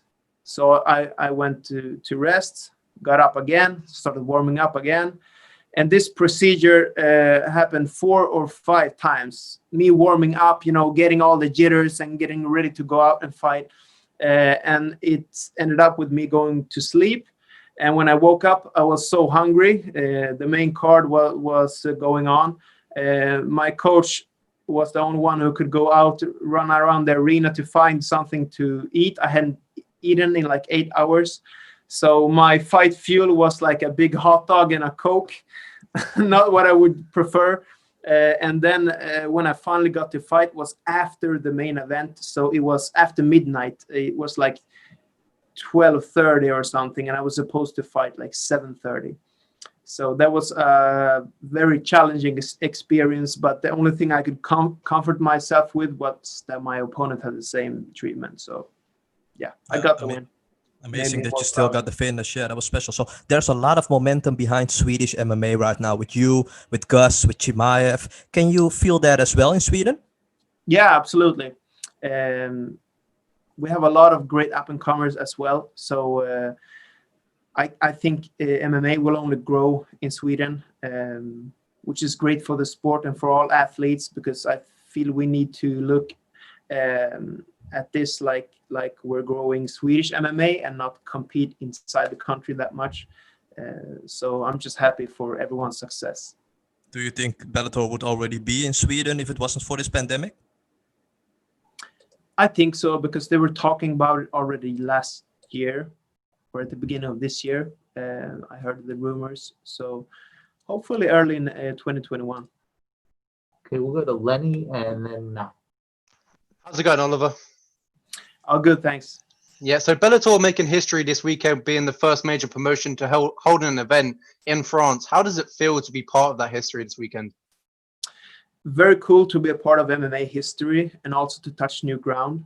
I was hoping that it would be a Swedish Bellator event this time around, but this is the next best thing, I guess. And after a win here, maybe we'll get that fourth fight in Sweden. Yeah, the last one for me. So a huge fight for the welterweight division takes place on the same card as you, MVP versus Houston. Right. Maybe if you win and you will take the winner of that fight, would that be a possibility if you getting the winner of that fight that weekend? Whatever Bellator and the fans feel like for me, I mostly put focus on myself and my performance. So I don't really care who I face. I don't have a lot of insight into the other fighters in the division, to be honest. To me, fighting is a very personal journey. So, yeah, whoever the fans want to see me fight, let's do it. Yeah, thank you so much and good luck this weekend. Thank you. All right, that's actually all we've got. Thank you very much for your time. Cool, thank you. All right, we'll be joined shortly by Cheick Kongo.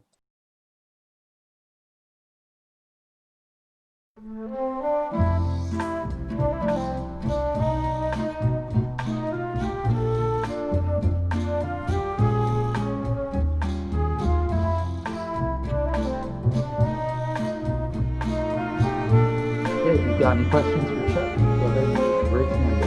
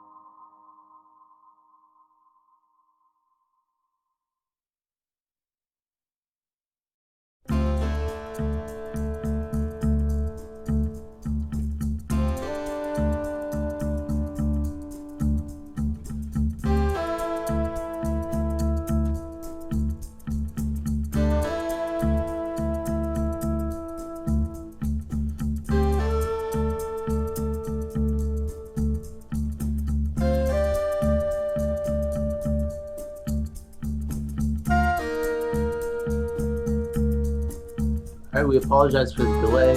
Cheick will be joining us here in just a couple minutes, so stand by.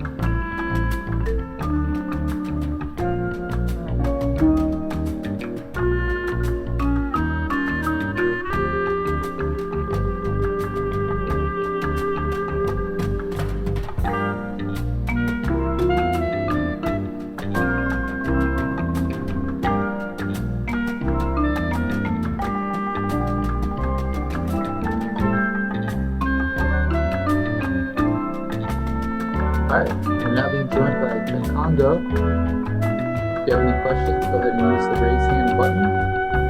We'll get started with Jay Anderson. Hey, thanks very much. And Cheick, first and foremost, congratulations on finally being able to fight in France at home. What does this opportunity mean to you? It's great. It's kind of one of the final steps, around the world about the MMA regulation and legalization of the sports. So now, French citizen can enjoy the fact to assist, on live, to the sports events, and now they can train, and be prepared for the event with all the supports with sponsors and federation in France. This feels like it's been a long time coming, but was there any point where you worried that you might actually be retired before MMA was ever legalized in France? No, sure. The plan was to be retired way before, and after that, I used to get some wings and more gas in the tank to keep performing. So it was great. So, and now, on Saturday, we have the first event in France, legalized, and it's amazing, for sure. I was expecting that moment sooner, but today at 45 years old, it's just like it's a kind of blessing, yes.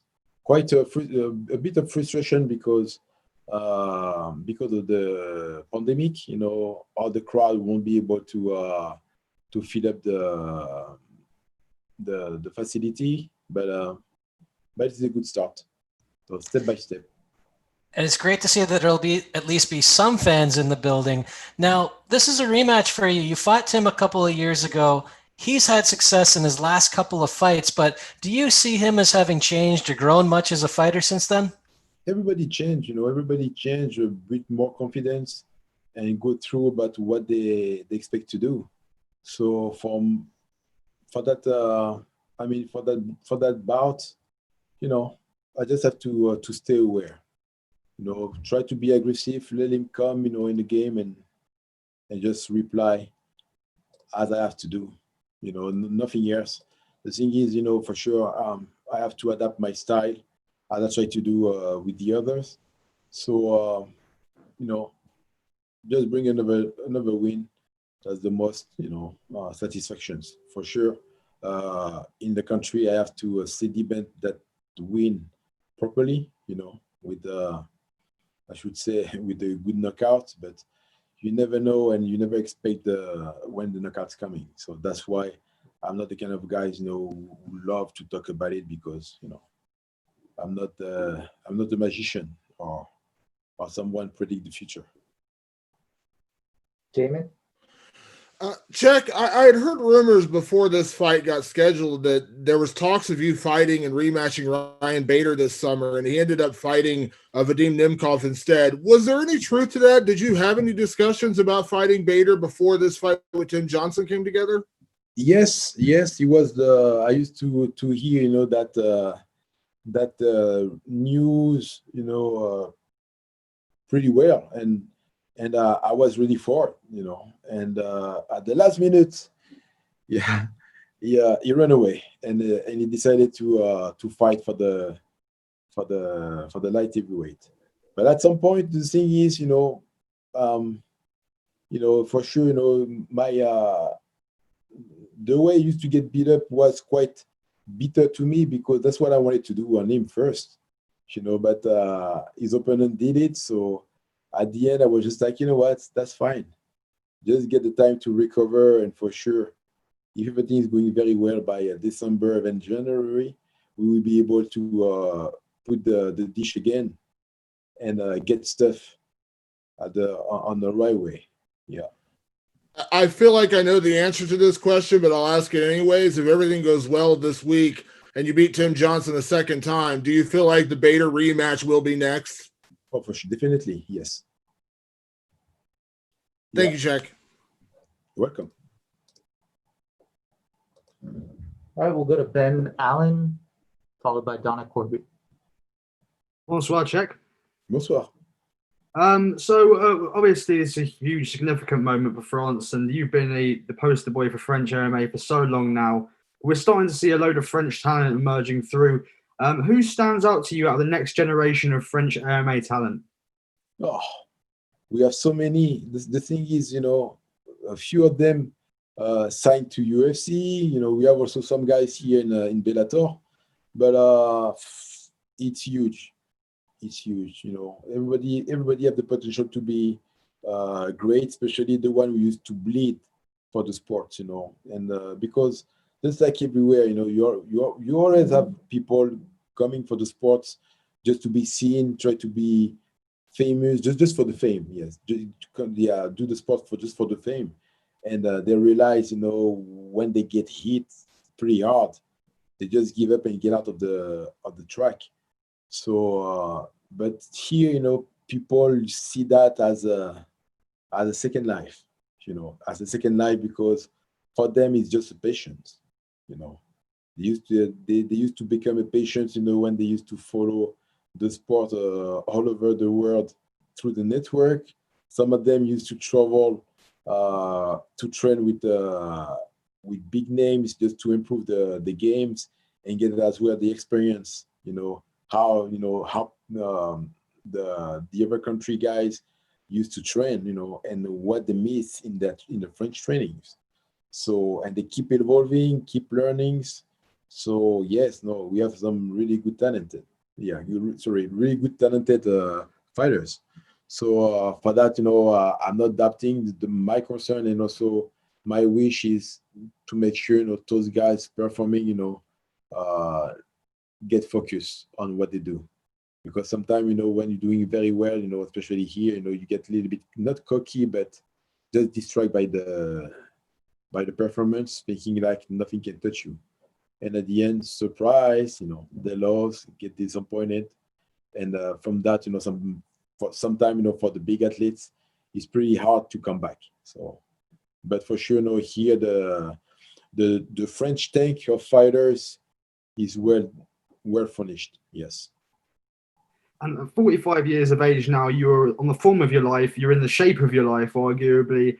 Do you have any plans at all to to basically hang up your gloves at a certain time, or are you just going to ride this train until the wheels fall off? Sorry, say it again.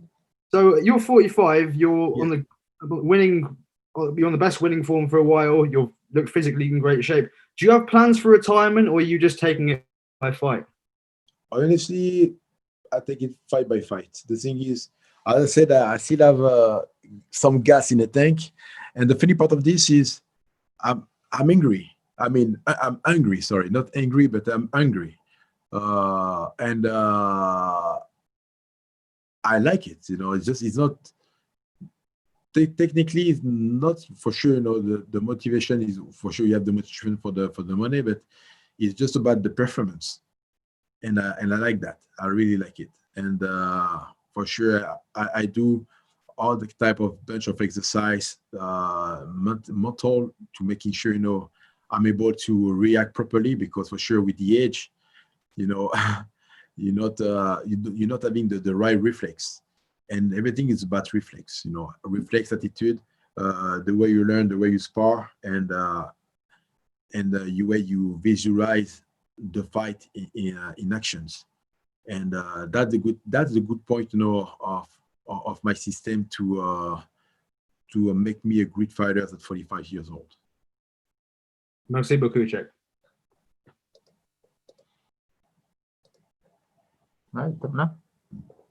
Cheick, this is a very strange time in the world right now. There's a lot going on. Obviously, you're in a bubble for this preparation. You've fought in so many different arenas. You've fought in so many different promotions and at different times in the sport's history. How have you found the current preparations for a fight as opposed to your previous one? The thing is, you know, for sure, you know, it's not easy, quite difficult, but the good thing is my team, my training camp in California, Huntington Beach. So the Huntington Beach Ultimate Training Center used to set up the facility to give us the access. So, I mean, give the access to the fighters to prepare to get prepared in safety. You know, they did a really good job. You know, Tiki Coach did a really good job with Paul Herrera to protect us. You know, making sure, you know, we have the proper training. We can be ready. You know, and for any kind of issues, and that's what I did, you know. So it wasn't easy, but I think, you know, the struggle I used to face was to always quite been skeptical, not afraid, but just skeptical about who I used to face during my training camp. But the good thing is everybody used to come, used to be familiar.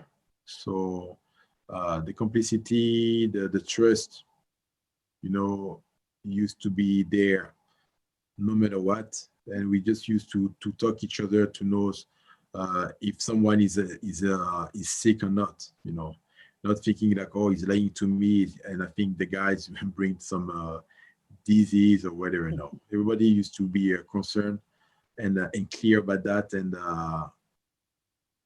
at some point, I should say, it was easier. You know.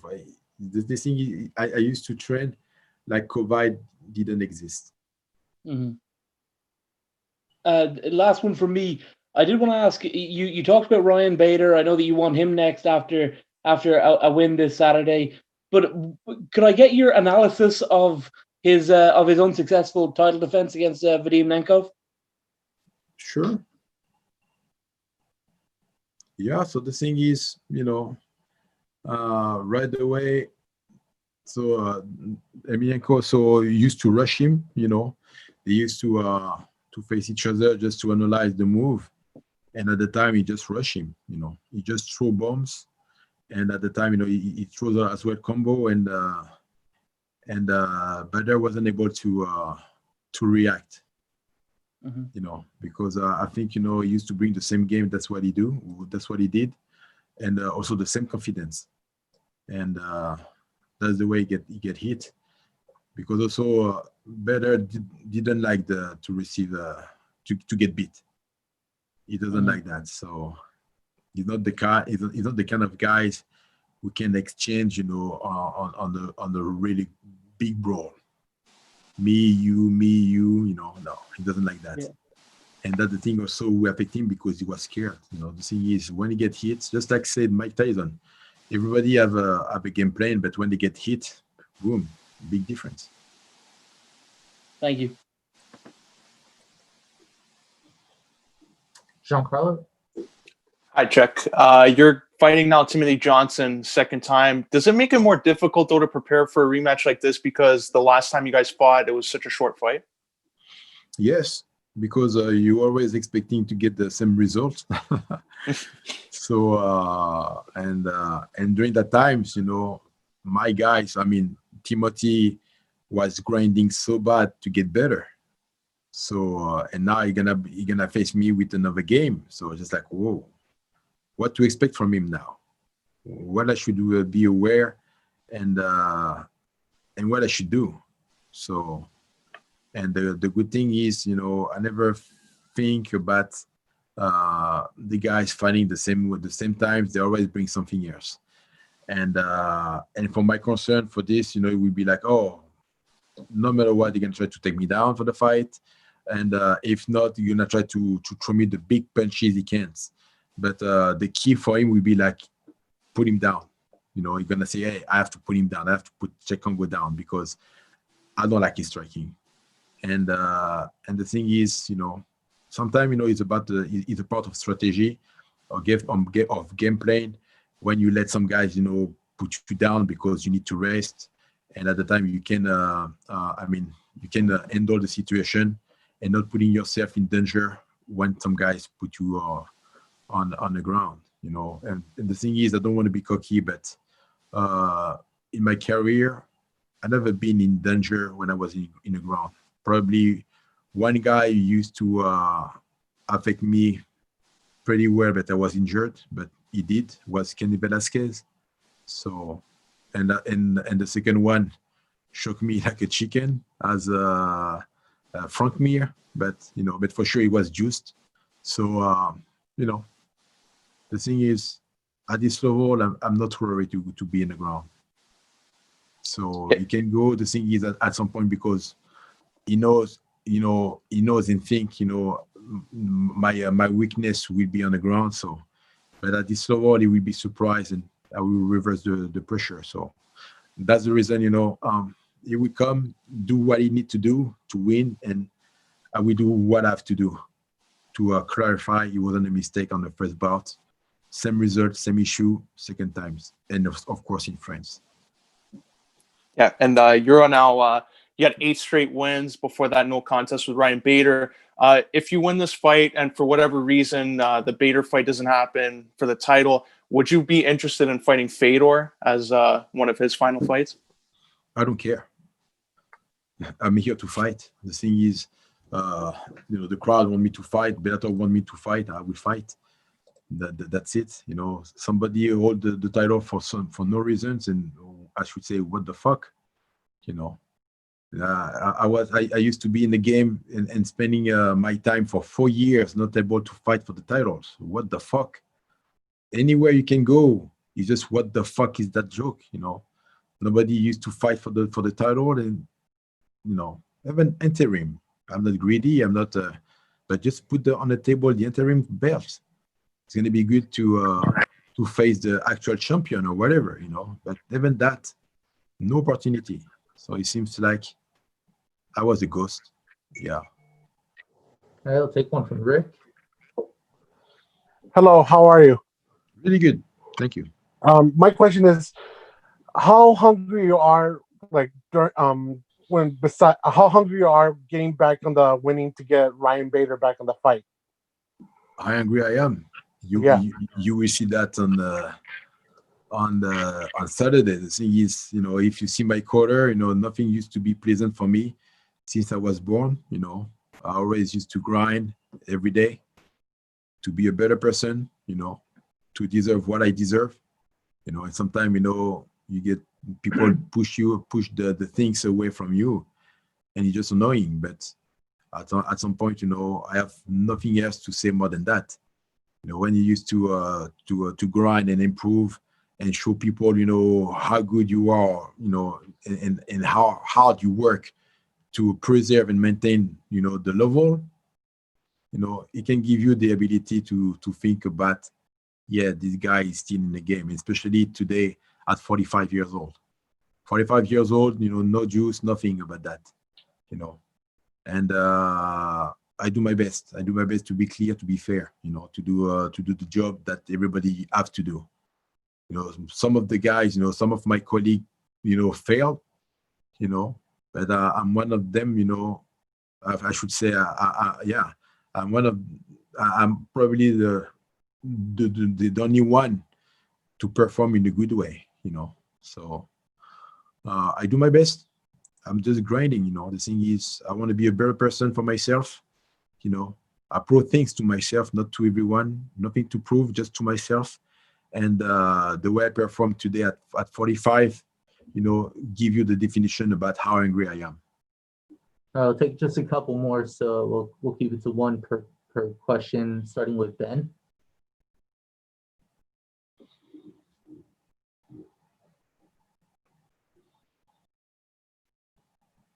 All right, we'll move on to Luis. Hi, Cheick. Let me do this one in French. Yes. C'est 2020 et finalement nous sommes ici, le premier événement en France. Pensez-vous que vous deviez être là cet samedi soir pour le début, pas seulement pour Bellator, mais pour MMA sur les rangs de ligue? Si j'ai bien compris ta question, c'est clair que j'attendais cet événement avec impatience. Donc, je savais qu'il allait se faire en ma présence, mais je pensais que ça allait se faire plus tôt que maintenant. Je pensais que ça allait se faire quand j'avais peut-être 38 ans, 37 ans. Mais aujourd'hui, à 45 ans, ça arrivait et j'ai dit ouf, enfin. Donc, c'est une belle satisfaction, c'est une belle nouvelle. Et j'espère effectivement apporter du moins de mon expérience et surtout de ma prestance pour pouvoir donner le relais justement à la nouvelle génération française. C'est tout, Cheick, et merci beaucoup. Merci à toi. All right, we'll go to Lenny. How's it going, Kongo? Followed by Matt. How you doing? I'm good. How about you? Really good, thank you. Yeah, so since joining Bellator, you've been on an absolute tear. You fought with some of the best guys in Bellator. And in your last fight, and probably the most important fight in your Bellator career, it was stopped due to an eye poke. How bad was the poke, and do you think it should have been continued? Honestly, if I could continue the fight, I will do it no matter what. Yeah. But at the time, my vision was divided in 5 sides. I wasn't able to see everything at the mid of the globe under, but everything I was about to see on top, but like as a prism. So I have like a four side of view, and everything. It seems like when you broke the glass and you have some fissure, it was the same way. Yeah. Well, thank you so much, and good luck this weekend. Thank you. All right, our last question will come from Matt. Hey, Cheick. You've had more than double the amounts of fights that Tim's had, and you've already got the victory over him once. Do you think your experience will be key to you getting the victory on October 10th? And also, how proud are you that this is taking place in Paris? So for sure, just to reply to about the proud. So it's great, It's great to show to the French citizen, they are a really good athlete. We're gonna perform to the country, show them the way, making sure, hopefully, all the French fighters we follow the same legacy I used to do, and it's great. It's wonderful, especially for the kind of event, that people used to wait for years. And what I should say about Timothy, the thing is, I could be cocky and just say, yes, Timothy gonna be here. He's here. I'm gonna fuck him up and blah blah blah. But it's not my cup of tea. I have so much respect for my opponents. you know. But and also it's not because I don't like to talk to them, but you know, as a human being, you know, for sure it's not easy to win, it's not easy to lose, you know. And even when I win, somebody cry, you know, and when I lose, you know, somebody being crazy, and for sure it's not easy to carry that. But the thing is about that situations, you know, I should say for sure I'm well experienced than Timothy, but you never know, you know, everything can happen really fast. So at this level, my concern is to not let him the chance to play his game, you know. Yeah. So I'm here to win, you know. I'm a competitor. I'm not here, you know. For me, it's not holidays. I'm not here to visit my family and say, hey, I'm good, I'm back now, so we can enjoy the good and having good times. You know, I will get some good time with them after the bout. But from now, you know, I used to be in quarantine. I used to be isolated, you know, for the fight, making sure I would be able to perform, you know, and stay away and be COVID free. So yeah, no, Timothy is, you know, have the skills to end the fight at any time. But I won't let him do it on my person. I'm here to win, and I have unfinished work or even meal with the better. So I want to join the guys to share, you know, some good potatoes and strawberry in his fucking face. All right, with that, we will wrap things up. Thank you very much, Cheick. Appreciate your time. Thank you all to the media for joining us, and we'll see you at the fights on Saturday night.